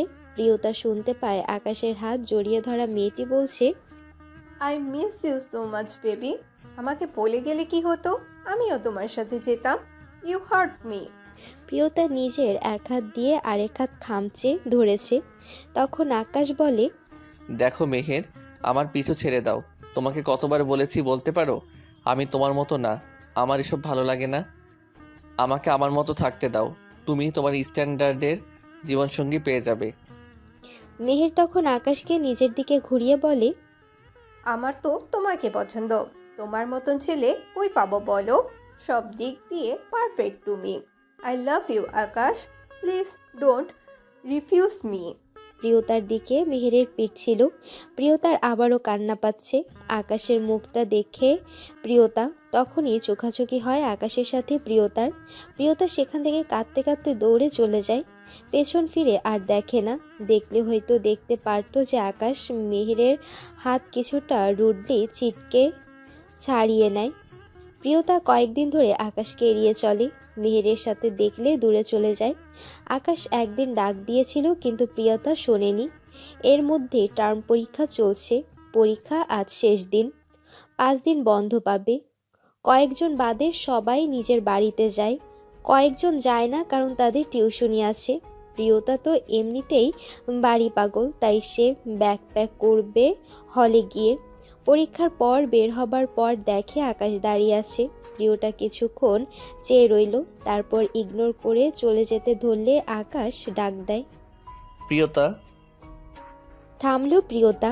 এই প্রথম তাকে আকাশ নাম ধরে ডাকলো। এর আগে ডাকলো মিস মিস করে ডাকতো। প্রিয়তা থেমে যাওয়ায় আকাশ সামনে এসে বলে, তোমার সাথে একটু কথা আছে, যদি সময় হয় তো একটু ওদিকটায় আসবে। আকাশ থেকে তুমি করে বলল। ভাবতেই প্রিয়তার লজ্জায় গাল ওর নাক রক্তিম হয়ে যাচ্ছে। প্রিয়তা যায় আকাশের সাথে। আকাশ বলে, আমি জানি না তুমি আমাকে নিয়ে কি ভাবো। তুমি আমার সাথে মেহেরকে দেখলে কষ্ট পাও, তা আমি লক্ষ্য করেছি। তুমি খুব ভালো মেয়ে। আমার জন্য নিজের জীবন নষ্ট করো না, আমার থেকে বেটার কাউকে পাবে। আমি এই একাকী জীবনে কাউকে এনে তাকে কষ্ট দিতে চাই না। তোমার আকাশকে থামিয়ে দিয়ে প্রিয়তা বলে, আপনি কি তাহলে চিরকাল এইভাবে থাকবেন? কোনো সময় কি আপনি কাউকে জীবনসঙ্গী করবেন না? আপনার চাচা মারা গেছে বলে কি আপনি নিজেকে একা ভাবছেন? কিন্তু আপনার পাশে আপনার বন্ধুরা আছে। আপনি এক সময় তো কাউকে না কাউকে জীবনের জায়গা দিবেনই। আকাশ সুবিশাল অন্তরিক্ষের দিকে তাকিয়ে বলে, আমার নামের মতো যদি আমার জীবনেও আপন মানুষদের লিস্ট বিশাল হতো তাহলে কত ভালো হতো। এক চাচা আমাকে রাস্তা থেকে এনে চিকিৎসা করেছে, সেও বিয়ে করেনি। তার বিয়ে না করার দুইটা কারণ: যেদিন আমার অ্যাক্সিডেন্ট হয় সেদিনই তার ভালোবাসার মানুষটার বিয়ে দেয়া হয় অন্যত্র জোর করে। চাচা আর তার ভালোবাসার মানুষটা ব্যাচমেট ছিল, দুজনেই চট্টগ্রাম বিশ্ববিদ্যালয়ে লেখাপড়া করত নৃবিজ্ঞান নিয়ে। চাচা তখন অনার্স ফাইনাল ইয়ার শেষ করে মাস্টার্সে ভর্তি হয়েছে, ওর সাথে জব খুঁজছে তার ভালোবাসার মানুষকে নিজের করে নিতে। কিন্তু বিধাতার মর্জি তো অন্য ছিল। বেকার ছেলের কাছে ওই আন্টিকে তুলে দিবে না তার পরিবার। চাচার পারিবারিক অবস্থা তখন মধ্যবিত্ত, দাদি ও দাদা অসুস্থ, চাচার সব দিক সামলাতে হিমশিম খাওয়া অবস্থা। 4-5টা টিউশনি করিয়ে চলতো চাচা ও তার পরিবার। এক বোন ছিল চাচার, তাকে বিয়ে দিতে গিয়ে অনেক পুঁজি হারিয়েছে। চাচার বোনের শ্বশুরবাড়ি থেকে যৌতুক চাইনি, কিন্তু চাচার বোন দেখতে একটু শ্যামলা ছিল বলে দাদা মেয়েকে আসবাবপত্র দিয়েছেন। আকাশ থমকালো। প্রিয়তা মনোযোগ দিয়ে শুনছে। আকাশ তারপর বলে, চাচা আন্টির বাবার কাছে অনেক কাকুতি মিনতি করেছিল, কিন্তু তাদের মন গলেনি। আন্টির বাবা আন্টিকে কসম দেয়াতে আন্টি কান্না ছাড়া আর কিছু করতে পারেনি। বিয়ে হয়ে যায় আন্টির এক সরকারি কর্মকর্তার সাথে। চাচা সেদিন ভগ্ন হৃদয় নিয়ে রাস্তায় হাঁটছিল, তখন এক নিরিবিলি রাস্তায় গাছের সাথে ধাক্কা লেগে খাদে পড়ে যাওয়া গাড়ি নজরে আসে।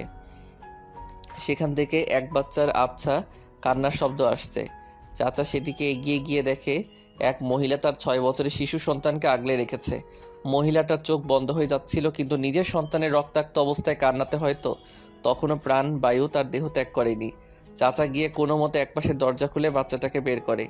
মহিলাটা তখন চাচার হাত ধরে কিছু বলতে নিয়েও বলতে পারে না, শেষ নিঃশ্বাস ত্যাগ করে। আর মহিলাটির স্বামী তো আরও আগেই মারা গেছে। প্রিয়তার চোখ গড়িয়ে পানি পড়ছে।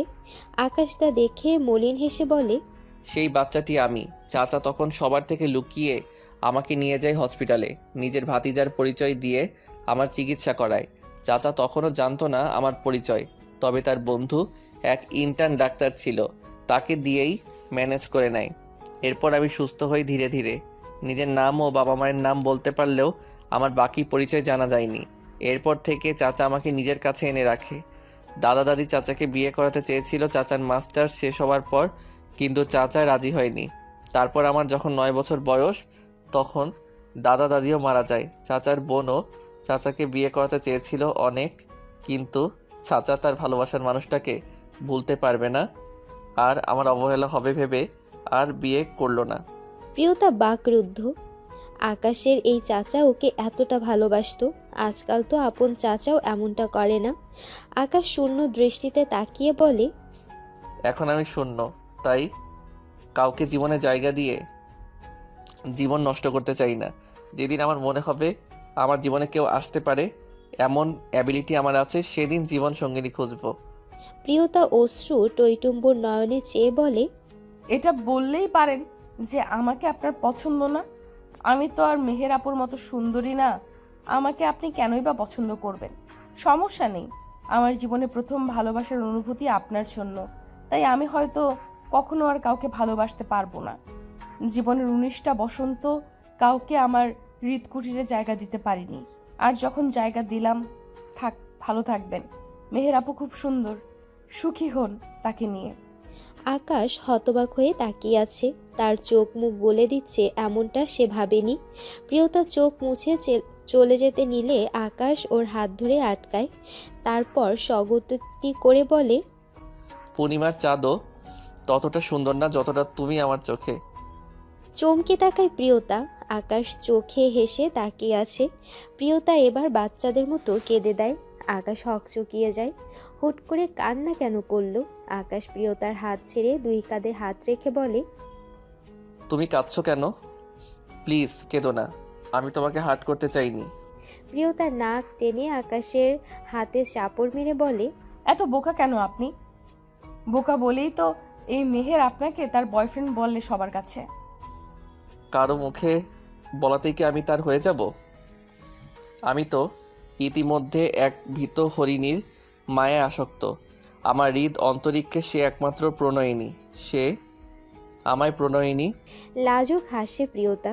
জীবনের প্রথম প্রেম, প্রথম কারো কাছ থেকে নিজের জন্য হৃদয় থেকে ভালোবাসার অনুরক্তি নারী হিয়া আজ লাজে রাঙা।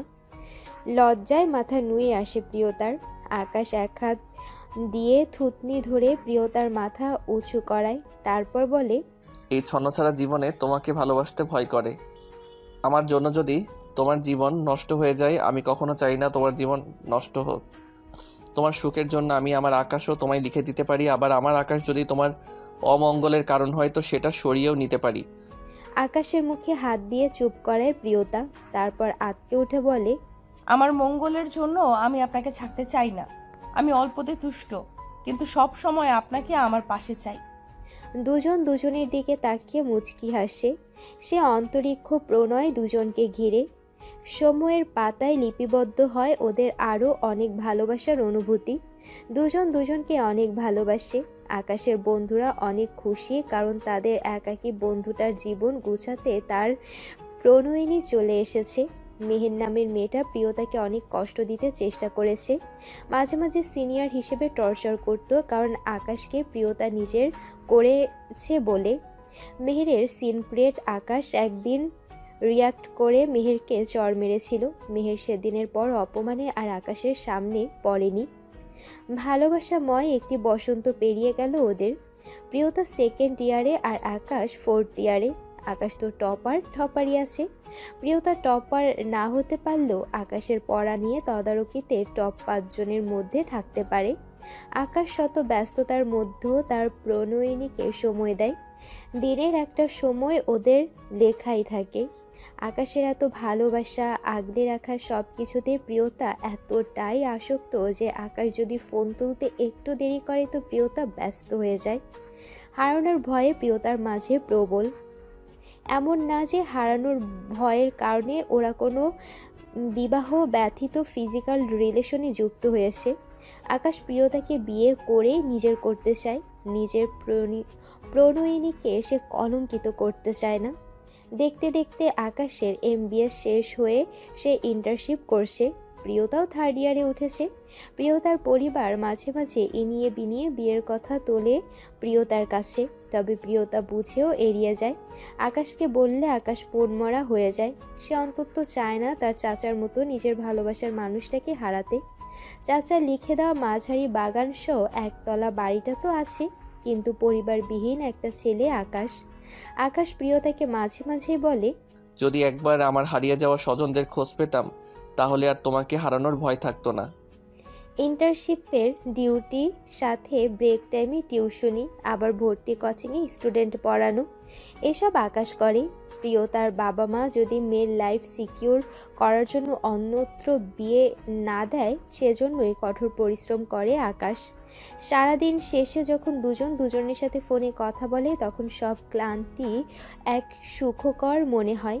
প্রিয়তার থার্ড ইয়ারের মেডিকেল সেমিস্টারের পর প্রিয়তাকে তার পরিবার জরুরি তলব করে। প্রিয়তা সেখানে গিয়ে জানতে পারে তার বাবা তার বিয়ের জন্য ছেলে দেখছে। দুজন ছেলে পছন্দ করেছে তারা।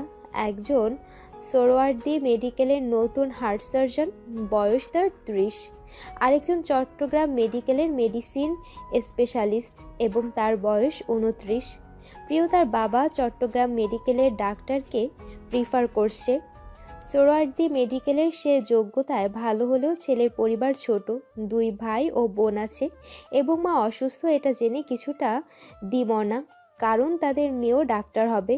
তখন যদি ছেলে বা তার পরিবার মেয়ের উপর প্রেশার ক্রিয়েট করে তো। আর চট্টগ্রাম মেডিকেলের ডাক্তারটা মা, বাবা, বড় ভাই, ভাবি আছে, আরেক ভাতিজি। Preferable combination. প্রিয়তাকে এসব জানানোর পর থেকে প্রিয়তা থম মেরে আছে। তার পরিবার যে রীতিমতো একজনকে বাছাই করে ফেলেছে তা সে বুঝে গেছে, কিন্তু প্রিয়তা তো আকাশ ছাড়া আর কাউকে নিজের জীবনে মেনে নিতে পারবে না। রাতের খাবারের পর প্রিয়তা তার বাবা মা ও ভাইকে একত্রে আসতে বলে।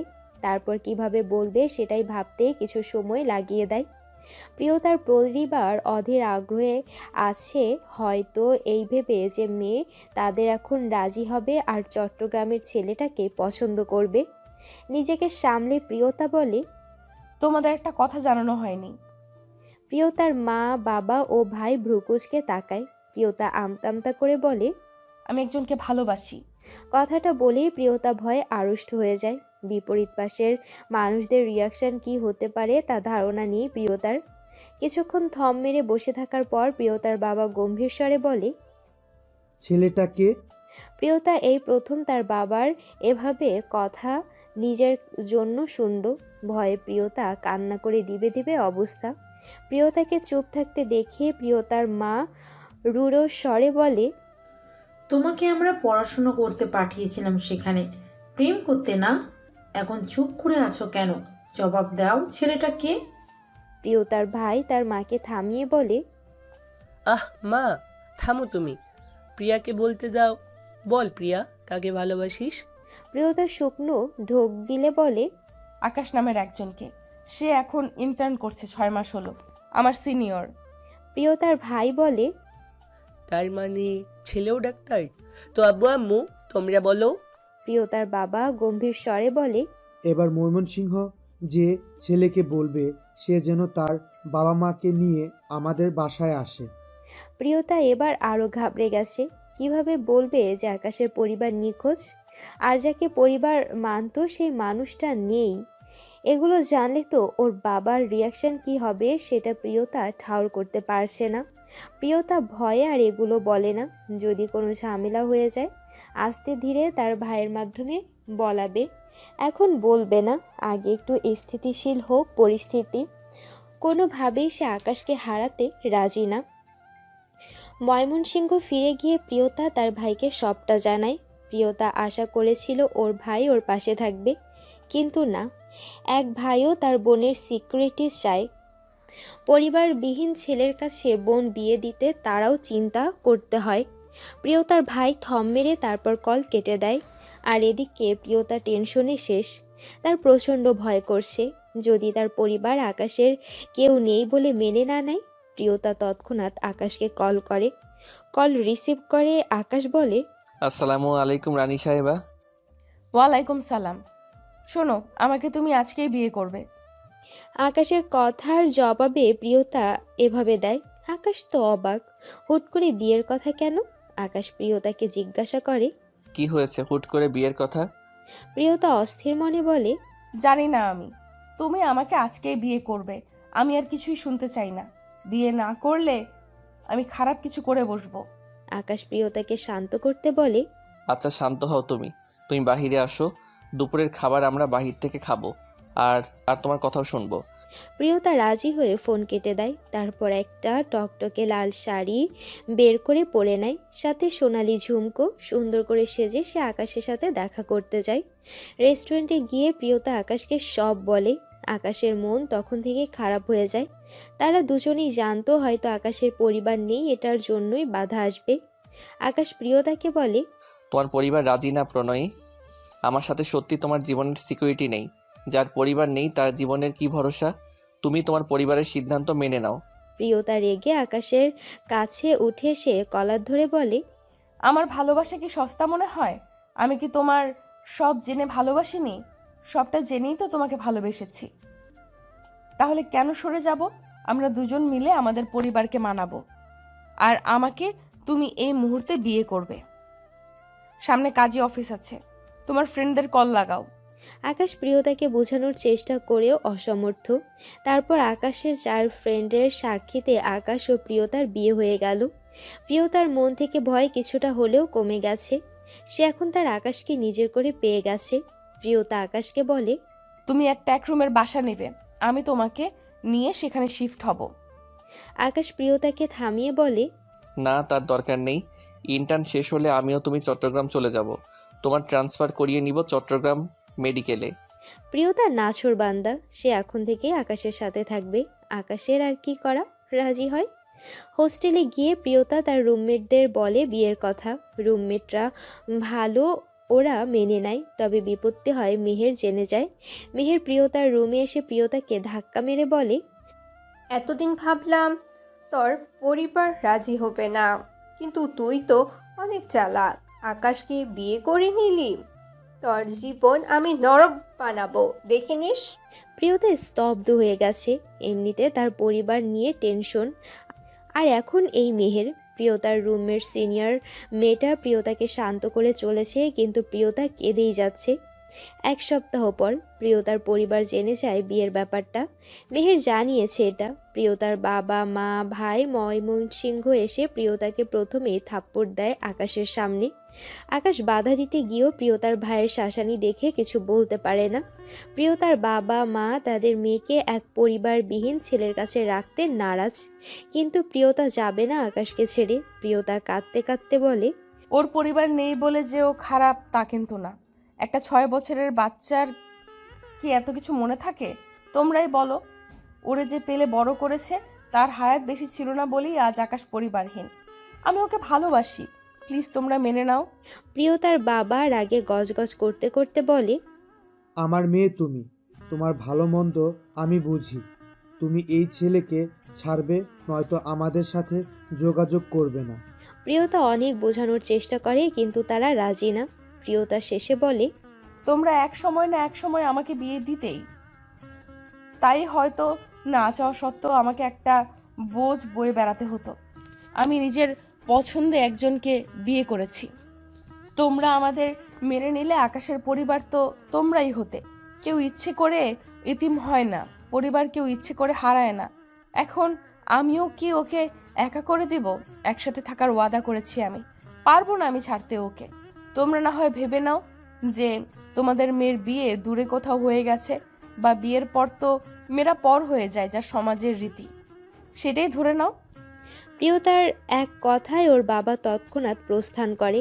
প্রিয়তার মা মেয়েকে কিছু বলতেও পারল না। প্রিয়তার ভাই আকাশের কাছে এসে বলে, আমার বোনের যদি কোনো সময় একটুকু চোখে পানির কারণ তুমি হও, তবে সেদিন আমি নিজেই আমার বোনকে নিয়ে যাব আর তোমার ব্যবস্থা করব। চলে যায় ওরা। প্রিয়তা কান্নায় ভেঙে পড়ে। আকাশ পুরোটা সময় নির্বাক হয়ে দেখে গেছে। সে চায়নি বাবা মা ও সন্তানের বিচ্ছেদ হোক। আকাশ প্রিয়তার কাছে বসে বলে, পারলে মাফ করো। আমি কখনোই চাইনি আমার মতো কেউ পরিবারহীন হোক।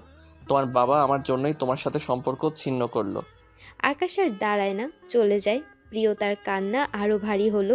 প্রিয়তার রুমমেট দুজন আর ইফা ও রামিসা প্রিয়তাকে থামানোর চেষ্টা করছে। আরও 7 দিন কেটে যায়। প্রিয়তা সারাদিন মনমরা হয়ে থাকে। আকাশও চুপচাপ। দুজনের মধ্যে কথা কমে গেছে। আকাশের বন্ধুরা এক রুমের বাসার ব্যবস্থা করে ফেলেছে। আকাশ ও প্রিয়তা সেখানে শিফট হবে এই চলতি মাসটা শেষ হলে। এক চড়ুই পাখির সংসার গড়ার অভিপ্রায়। প্রয়োজনীয় সামগ্রী কিনেছে আকাশ। কয়েক মাস থাকবে এখানে, তারপর তো চট্টগ্রাম শিফট হবে। ইফা ও রামিসা প্রিয়াকে ঘর গোছাতে সময় পেলে সাহায্য করে।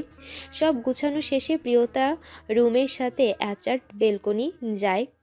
রাতের আকাশে আজ পূর্ণ চাঁদ, অসম্ভব সুন্দর লাগছে। আকাশ পেছন থেকে প্রিয়তাকে জড়িয়ে ধরে, সেও রাতের আকাশ দেখতে ব্যস্ত। প্রিয়তার ঠোঁটের কোণে হাসি ফোটে।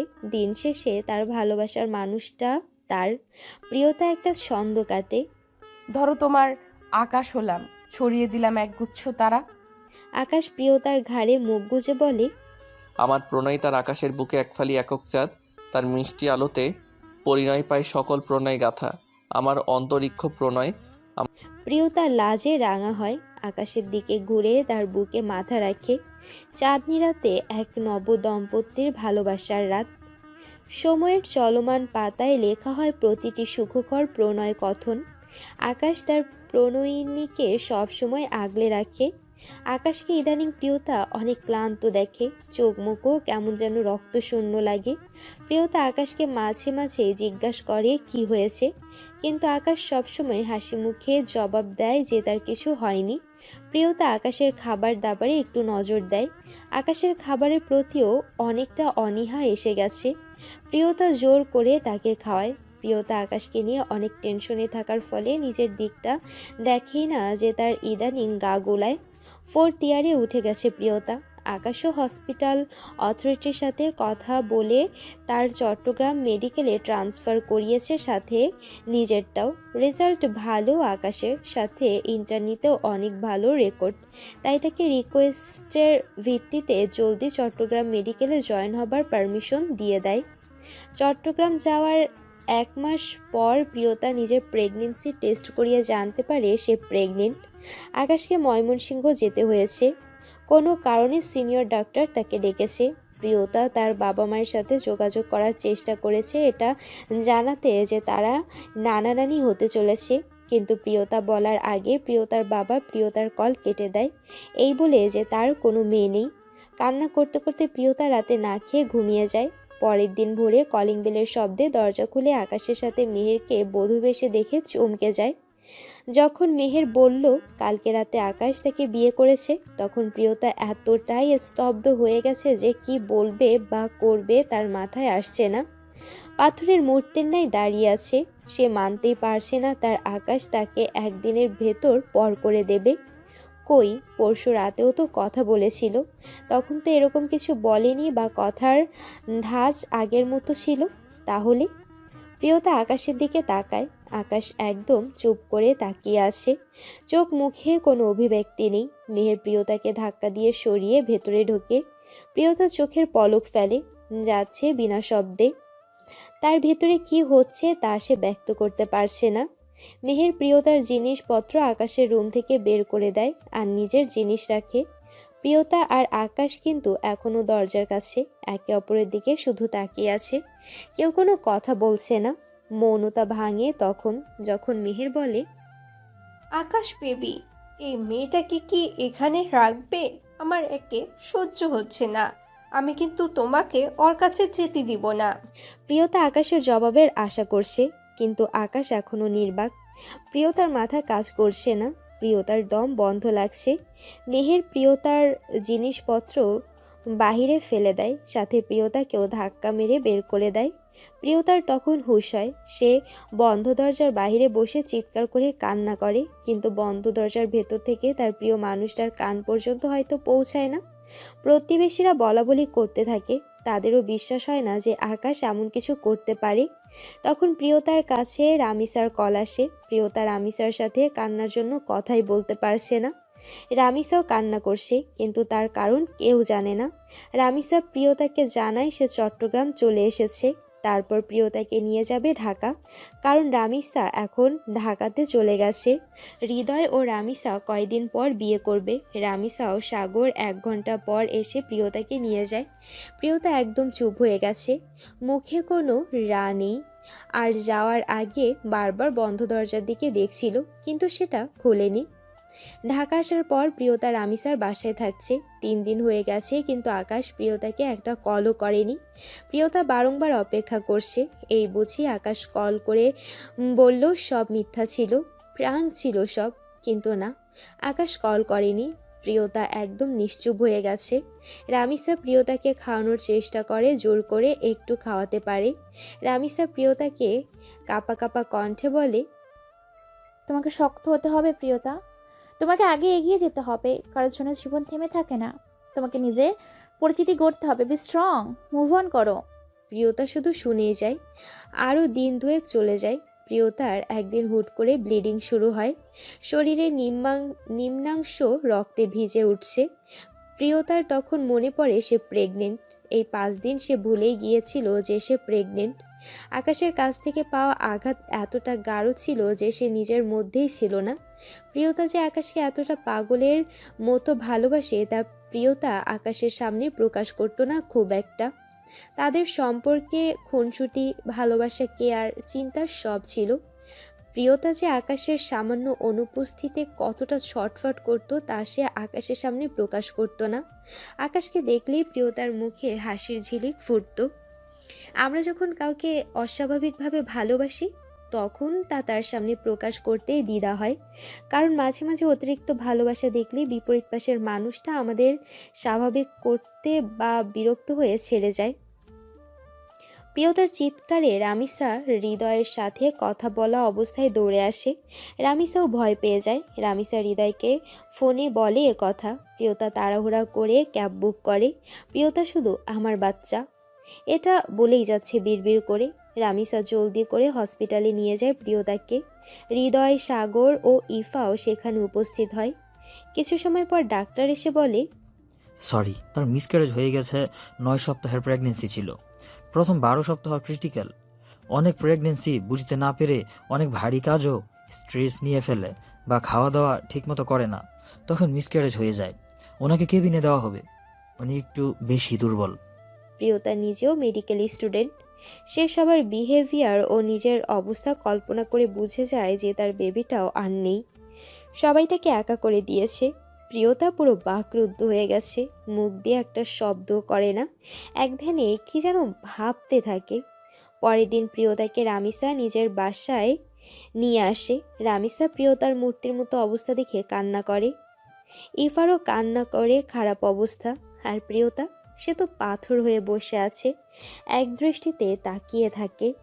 2 দিন এভাবে থাকলেও তৃতীয় দিন প্রিয়তা কোনো ফাঁকে বেরিয়ে যায়, কেউ বুঝতে পারে না। এরপর রাস্তায় রাস্তায় ঘোরে আর সবাইকে ইশারাতে কিছু বলার চেষ্টা করে, কিন্তু কেউই বোঝেই না। খাবার চুরি করে খায়। তারপর দেখা পায় নিয়ন ও রাত্রির। বর্তমান নিয়ন ও রাত্রি সব শুনল। ওদের দুজনের চোখেই পানি চলে এসেছে। ওরা 3 জন এখন রাতারগুলোর ওয়াচ টাওয়ারে উঠেছে। অনেক উঁচু টাওয়ার। সেখান থেকে রাতারগুলো পুরো ভিউ পাওয়া যায়। নিয়ন মনে মনে তাচ্ছিল্য হাসে, কারণ আকাশ প্রিয়তাকে যতটা ভালোবেসেছে সেই লাস্ট ইনসিডেন্টের আগে, তার মতো নিয়ন নিজেও ভালোবাসে না। সবার ভালোবাসার ধরন এক না। প্রিয়তার মুখ থেকে প্রিয়তার জানা দিকটা শুনে নিয়নের মনে সন্দেহ হয়। আকাশ এমনটা একদিনে কেন করবে? রাত্রি জিজ্ঞাসা করেই বসে, তোমার কাছে কি আকাশের বন্ধুরা আকাশের মেহেরকে বিয়ে নিয়ে কিছু বলেনি? মানে ওদের বন্ধু রাতারাতি বিয়ে করে ফেললো, আবার ওরাই তোমাকে ঢাকা নিয়ে গেল? ব্যাপারটা আমার কেমন জানি লাগলো। প্রিয়তা অথৈ জলের দিকে থেকে নজর সরিয়ে সুবিশাল অন্তরিক্ষে তাকিয়ে স্বগোক্তি করে, সে ভালোবাসুক বা নাই বাসুক, আমার অন্তরিক্ষে আমি শুধু তার প্রণয়ী হয়েই থাকতে চাই। তার ভালোবাসার কিছুটা অংশীদার আমিও। হয়তো সব ছিল ছলনা, তবে আমার হৃদয় আজও তার জন্য। ছলনা করলেও যে এতটা ভালোবাসা যায় তা সত্যিই কেউ কল্পনাও করতে পারবে না। একদিনে কিভাবে যে আমায় ভুলে গেলে, কিভাবে আমায় দূরে ঠেলে দিল তা আজও ধোঁয়াশা। তার প্রণয়ে ছলনায় আমি পাগল হলাম, হারালাম নিজের সত্তা। একটা সত্য, তার থেকে পাওয়া কিছু অমূল্য প্রণয়ের অনুভূতি আমার সারা জীবনের পাওয়া। তার ধোঁকা আমার কাছে ছলনা, সবটা কুয়াশায় আবৃত। আজও ভালোবাসি তাকে। নিয়ন ও রাত্রি অবাক হয়। কাউকে সত্যি এতটা কিভাবে ভালোবাসে? পুরো কাহিনী শুনে নিয়ন এটাই চায়, আকাশ ফিরে আসুক, আগলে নিক তার প্রণয়িনীকে। ওদের ভালোবাসা এক অন্তরিক্ষ সমান হোক, যা অসীম। নিয়ন এবার বলে, আমার মনে হয় আমাদের ঢাকা যাওয়া উচিত। রাত্রি কথার মাঝে বাধা দিয়ে বলে, আকাশের বাড়ি তো চট্টগ্রাম, তো ঢাকা কেন যাব? আগে চট্টগ্রাম যাব। নিয়ন মাথায় হাত দিয়ে বলে, ঢাকাতে আকাশের বন্ধুরা থাকে, আর আমার মনে হয় আকাশ যদি চট্টগ্রাম থাকেও তার আগে ওর বন্ধুদের সাথে দেখা করা উচিত। সব কিছুর কারণ জানতে হবে। কেন আকাশ মেহেরকে বিয়ে করলো, কি হয়েছিল? আর আমরা যদি চট্টগ্রাম যাই আগে, তাহলে মেহেরকে যদি সেখানে পাই তো প্রিয়তা ওকে দেখলে যদি আবার রিয়েক্ট করে। রাত্রির এবার বোধগম্য হয়। প্রিয়তা মলিন হেসে বলে, কিচ্ছু হবে না আমার, আমি সহ্য করে নিব। নিয়ন উদাস স্বরে বলে, সবার তোমার মতো ভালোবাসার ক্ষমতাও থাকে না, আর না কারোর মতো নিজের ভালোবাসার মানুষটা অন্য কাউকে পাগলের মতো ভালোবাসে। এটা মানার সহ্য ক্ষমতা। রাত্রি বোঝে এটা। সে তাচ্ছিল্য হাসে। 5 বছর ধরে যারে কারণে অকারণে পাশে থেকে সাপোর্ট করে গেছে, আর সেটাকে শুধু বন্ধুত্ব মেনে গেল। লুকিয়ে লুকিয়ে ভালোবাসলো যাতে বন্ধুত্বের মাঝে কোনো প্রবলেম না হয়, কিন্তু এখন তো তার মনে অন্য রমণীর বিচরণটা কেউ মেনে নিচ্ছে। এটাকে কি বলবে নিয়ন? পরের দিনই ওরা সিলেট থেকে ঢাকার উদ্দেশ্যে রওনা হয়। প্রিয়তা ঠিকঠাক জানে না আকাশের বন্ধুরা কোথায় আছে, তাই ফেসবুকের সাহায্য নিয়েছে। প্রায় 4 বছর পর নিজের ফেসবুক অ্যাকাউন্টের অ্যাক্সেস নিল প্রিয়তা। প্রিয়তা ফেসবুক থেকে রামিসা ও হৃদয়ের আইডি খুঁজে বের করে। সেখান থেকে জানতে পারে তারা দুজন ঢাকার মুগ্ধা মেডিকেলে আছে। হৃদয়ের টাইমলাইন স্ক্রল করতে করতে নিয়ন দেখে 3 বছর আগের একটা পোস্ট। সেখানে লেখা, আমাদের বন্ধু আকাশ আহমেদ অন্ত আজ বাদ আসর ইন্তেকাল করেছে। আমাদের বন্ধুটি ব্লাড ক্যান্সারের লাস্ট স্টেজে ছিল। 6 মাস আগে জানতে পারে তার ব্লাড ক্যান্সার লাস্ট স্টেজ। বন্ধু আমাদের এতিম। তার বাবা মা ছোটবেলায় কার অ্যাক্সিডেন্টে মারা গেছিল। এরপর তার পালিত চাচা রাস্তা থেকে ওকে রক্তাক্ত অবস্থায় উদ্ধার করে। এরপর চাচাও ওর মেডিকেলের 3য় বর্ষে পড়াশোনাকালীন মারা যায় লাস্ট স্টেজ। আর বোন রেমু ট্রান্সপ্লেন্ট ছাড়া আর কোনো চিকিৎসা নেই। কেমোথেরাপি দিলেও বোন রেমু ট্রান্সপ্লেন্ট করতেই হতো। যেহেতু আকাশের রক্তের সম্পর্কে কেউই নেই, তাই এটা সম্ভব হয়নি। এই ক্যান্সারের কারণে আকাশ তার ভালোবাসা তার স্ত্রীকে ছলনা করে নিজে থেকে দূরে করেছে। ভালোবেসে পরিবারের অমতে বিয়ে করেছিল মেয়েটি যে প্রেগনেন্ট ছিল তা আকাশ নিজেও জানতো না। আকাশ অনেকদিন ধরেই নিজের অসুস্থতা আন্দাজ করে টেস্ট করতে ভয় পাচ্ছিল।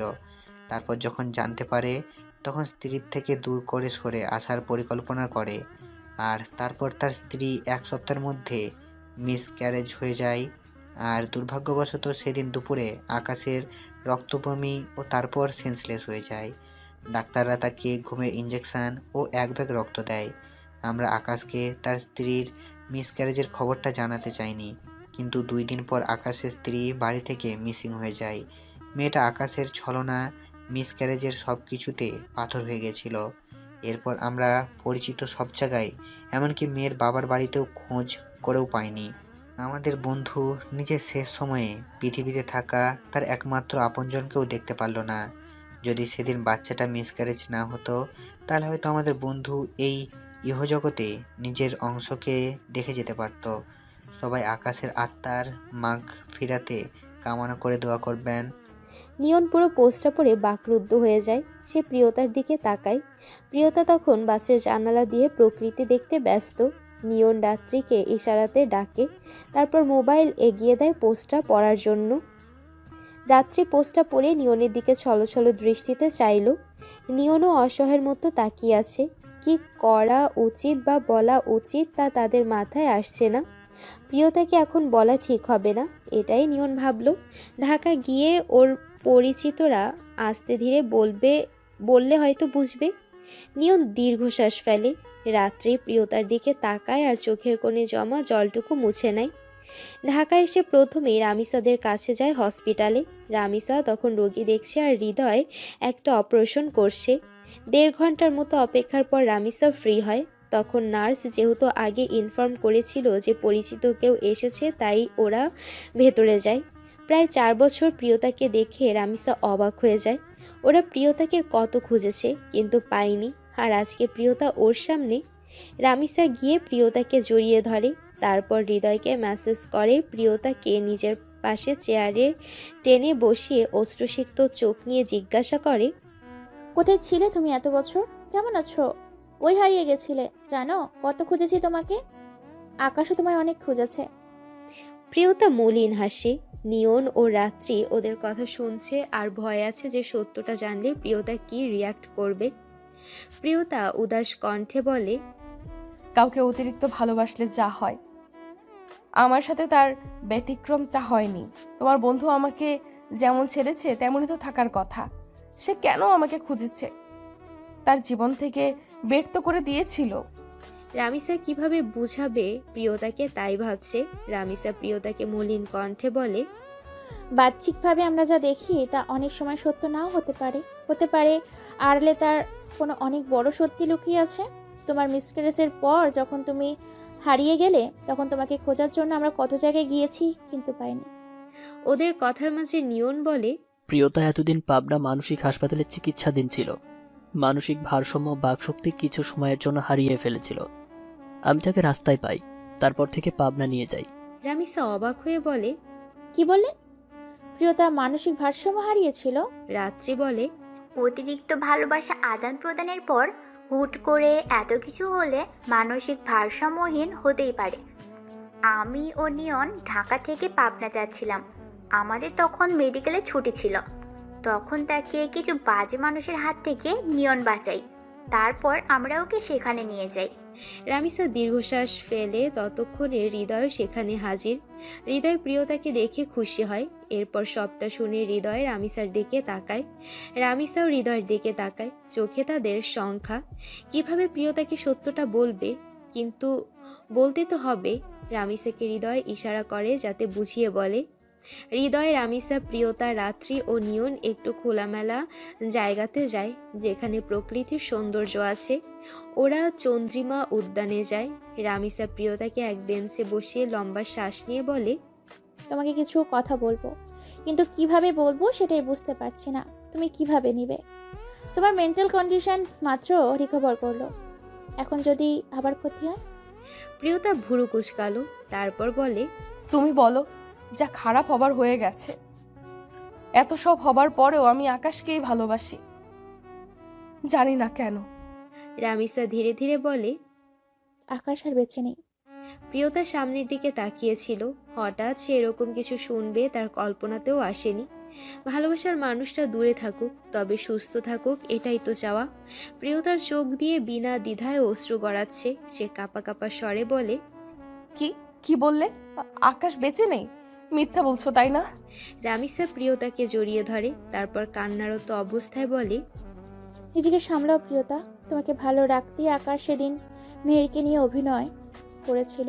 আকাশও তোমার চট্টগ্রাম যাওয়ার পর মেহেরের বিয়ে ঠিক হয় নতুন আসা এক ডাক্তারের সাথে, যে কিনা মেহেরের জন্যই ময়মনসিংহ ট্রান্সফার হয়। মেহেরের সাথে ওর পারিবারিকভাবে বিয়ে ঠিক হয়। তোমরা চট্টগ্রাম যাওয়ার পর থেকেই আকাশ নিজের শরীরে লক্ষণগুলো দেখতে পায়। তারপর ময়মনসিংহ এসে টেস্ট করে। চট্টগ্রাম বললে যদি তুমি জেনে যাও, এই ভয়। তারপর তো ওর ভয়টাই সত্যি হলো। আকাশের ব্লাড ক্যান্সারের লাস্ট টেস্ট ছিল। ওর তো কোনো রক্তের সম্পর্কে কেউ নেই যে ওকে বোন মেরু দিবে। আর কেমো দিয়ে লাস্ট স্টেজে রিকভার করা পসিবল না, খুব রেয়ার। আর আকাশের অত টাকা ছিল না যে মাসে মাসে এত খরচ করে অনিশ্চয়তার মধ্যেই থাকবে। আমাদেরকে বলার সময় মেহের সবটা শুনে ফেলে। আকাশ জানো কিভাবে কেটেছিল? ও তোমাকে এতই ভালোবাসে যে তোমাকে ছেড়ে চলে যেতে হবে বলে এটা বলেই হৃদয় আর সাগরকে জড়িয়ে ধরে অনেক কান্না করেছিল। ওর কারণে তুমি তোমার পরিবার ছেড়েছ। তখন তুমি যদি এইসব জানতে, তুমি কখনোই তোমার পরিবারের কাছে যেতে না। আর তোমার জীবনটা নষ্ট না করার জন্যই আকাশ মেহেরকে নিয়ে নাটকটা করেছিল। প্রিয়তা জোরে জোরে শ্বাস নিচ্ছে। রামিসা ওর দিকে পানির বোতল এগিয়ে দেয়। প্রিয়তা পানি খায়। তারপর কি করবে ভেবে পাচ্ছে না। ভেতরটা ফাঁকা ফাঁকা লাগছে তার। এদিক ওদিক তাকাচ্ছে নিজের ভেতরটাকে শান্ত করতে। এতটা ভুল বুঝেছিল সে আকাশকে, নিজের অনাগত বাচ্চাকেও হারালো। রামিসা প্রিয়তাকে সান্ত্বনা দিয়ে বলে, কন্ট্রোল প্রিয়তা। সেদিন তোমার মিসক্যারেজ হয়, সেদিন আকাশ হসপিটালে অ্যাডমিট ছিল। ওর শরীর হুট করেই অসুস্থ, রক্তবমি হয়েছিল। আমরা ওকে জানাইনি তোমার মিসক্যারেজের কথা। সে প্রতিদিন তোমার খোঁজ নিত। সেদিন তুমি নিখোঁজ, সেদিন আমরা আকাশকে জানাই সবটা। আকাশের সেদিন স্ত্রী সন্তান হারানোর ব্যথা আমি ভাষায় প্রকাশ করতে পারবো না। অসুস্থ শরীর নিয়ে সে তোমাকে খুঁজে না পেয়ে তোমাদের বাড়িতে দুই দিন পর পর খুঁজতে গেছিল।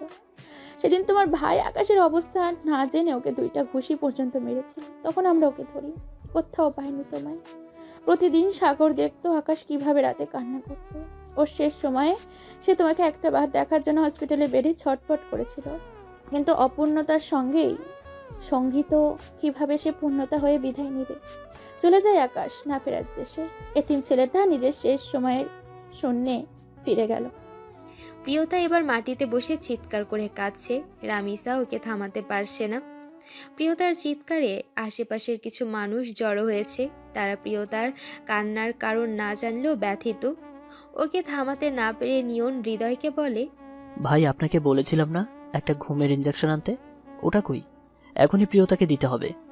হৃদয় জলদি করে রামিসার ব্যাগ থেকে ইঞ্জেকশন বের করে প্রিয়তার শরীরে পুশ করে দেয়। কিছুক্ষণের মধ্যে আস্তে আস্তে নেতিয়ে পড়ে প্রিয়তা। নিয়ন প্রিয়তাকে কোলে করে গাড়ি পর্যন্ত নিয়ে যায়। তারপর গাড়ি করে ওরা রামিসাদের বাড়িতে যায়। 3 ঘন্টা পর জ্ঞান ফেরে। তারপর থেকে থম মেরে বসে আছে। সবাই উৎকণ্ঠাতে আছে প্রিয়তার মানসিক অবস্থা নিয়ে। সবাইকে স্বস্তি দিয়ে প্রিয়তা স্বাভাবিক স্বরে বলে, আমি চট্টগ্রাম যাব। ওকে কবর কি চট্টগ্রাম দেওয়া হয়েছে? হৃদয়রা যেন স্বস্তি পায়। তারপর বলে, হ্যাঁ, ওর বাড়িতে দক্ষিণ দিকে যে কদম ফুল ও শিউলি ফুলের গাছ আছে সেখানেই ওকে কবর দেওয়া হয়। ওর চাচার কবরটা তো এতিমখানার ভেতরে দিয়েছিল ওর চাচার মর্জিতে, কিন্তু ওর কবরটা সেখানেই দিতে বলেছিল যদি কোনোদিন তুমি আসো। এই কারণে মেয়েদের তো কবরস্থানে ঢোকা নিষিদ্ধ। তোমাকে ও শেষ দেখেনি আর না তুমি, তাই ও সেখানেই দিতে বলেছিল। আর বাড়িটা তোমার নামে লিখে দিয়ে গেছে। তোমাকে দেওয়ার মতো আর কিছু ওর ছিল না, সব তো কেড়েই নিল। প্রিয়তা ডুকরে কেঁদে ওঠে। তারপর বলে, আমি যাব, আমার জন্য সে অপেক্ষা করছে। পরের দিন চট্টগ্রামের উদ্দেশ্যে রওনা করে সকাল সকাল প্লেনে যাবে। জার্নি করা সম্ভব না এখন প্রিয়তার। রাত্রি ও নিয়নের সন্ধ্যাতে ফ্লাইট ছিল। রাত 9টার মধ্যে পৌঁছে যায় ওরা। সবার আগে প্রিয়তা আকাশের কবরের কাছে যায়। রাতের বেলা কবরের কাছে থাকা ঠিক না জেনেও প্রিয়তা সবাইকে বাড়িতে যেতে বলে নিজে বসে থাকে সেখানে। কবরের কাছে একটা মোম লাগিয়ে দিয়েছে হৃদয়। বাড়িতে ইলেকট্রিসিটি তো নেই। কাছের দোকান থেকে মোম নিয়ে এসেছে। প্রিয়তা আকাশের কবরের সামনে বসে চুপ করে এক দৃষ্টিতে নির্বিশেষ তাকিয়ে থাকে। তারপর নিজে নিজেই বলে, কি লাভ হলো বলো তো? তুমি তখন কিভাবে ভাবলে যে আমি তোমার থেকে আঘাত পেলে অন্য কাউকে নিয়ে জীবন সাজাবো? আমি তো তোমাকে ছাড়া আর অন্য কারো নিকটস্থ যেতেও চাই না। যতদিন ছিলে আমরা ততদিন নিজেদের মাঝে বিলীন থাকতে পারতাম। হয়তো আমাদের বেবিটাও থাকতো। তুমি তোমার অংশকে দেখে যেতে পারতে। এত ছলনা করেও আমি তোমাকে ঘৃণা করতে পারিনি, কারণ আমার মনে তোমার প্রতিচ্ছবি খুবই সরল। আমি ছাড়া তুমি নিঃস্ব।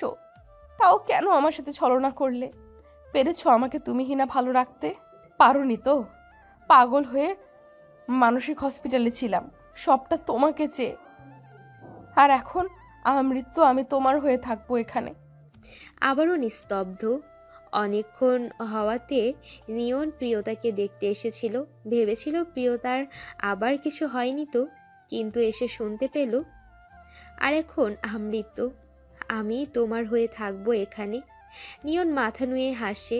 সে জানে প্রিয়তা তার কখনো হবে না, তাই সে আশা করাও ছেড়ে দিছে। নিয়ন এসে প্রিয়তাকে ডেকে চলে যায়। কিছুক্ষণ পর প্রিয়তা চলে যায় ভেতরে। রামিসা ও হৃদয় 3 দিন থেকে চলে যায়। ইফা, সাগর, মেহেরের স্বামী এসেছিল। প্রিয়তার কাছে মেহের মাফ চায়। প্রিয়তা মাফ করে দেয়। হৃদয় আকাশের বাড়িতে বিদ্যুতের ব্যবস্থা করে দেয়। প্রিয়তা এখানেই থাকবে। পাশের এতিমখানা থেকে বাচ্চা অ্যাডপ্ট করবে কোনো নবজাতক এলে। আর এতিম বাচ্চারা তো আছেই, সবাইকে নিয়ে কেটে যাবে। প্রিয়তার মা, বাবা, ভাই, ভাবি এসেছিল, কিন্তু প্রিয়তা তাদের সাথে যাবে না। প্রিয়তার মেডিকেল রিপোর্ট চট্টগ্রাম মেডিকেলে দেখানো হয়। তারপর তারা ওকে আবার পড়তে সুযোগ দেয়, তবে ইরেগুলার হিসেবে। 8 মাস পর রাত্রি ও নিয়নের বিয়ে। প্রিয়তা সেজন্য ঢাকা গিয়েছে। রাত্রি অনেক খুশি। রাত্রির খুশি দেখে নিয়নও খুশি। তার বেস্ট ফ্রেন্ড যে তাকে ভালোবাসে, তা সে 6 মাস আগে আবারও যখন চট্টগ্রামে এসেছিল রাত্রিকে নিয়ে, তখন জানতে পারে। প্রথম ভালোবাসা পায়নি বলে যে মানুষটা তাকে এত বছর ধরে ভালোবাসে তাকে ফেরানো উচিত না। নিয়ন সায় দেয় রাত্রির ভালোবাসাতে। কিছুক্ষণের মধ্যে ওদের বিয়ে হয়ে যায়। প্রিয়তা ওদের জন্য নিজ হাতে বানানো বুটিকের পাঞ্জাবি ও শাড়ি গিফট করে। প্রিয়তা পড়াশোনার পাশাপাশি বুটিকের কাজ শিখেছে, না হলে চলবে কি করে? আকাশের জমানো টাকাতে কত দিন চলবে? আকাশ তার জমানো সব টাকা প্রিয়তার নামে ট্রান্সফার করে গেছে। বিয়ের পর্বের পর নিয়ন ও রাত্রি প্রিয়তার কাছে আসে। নিয়ন বলে, ধন্যবাদ তোমাকে আমাদের জীবনকে সাজিয়ে দেওয়ার জন্য।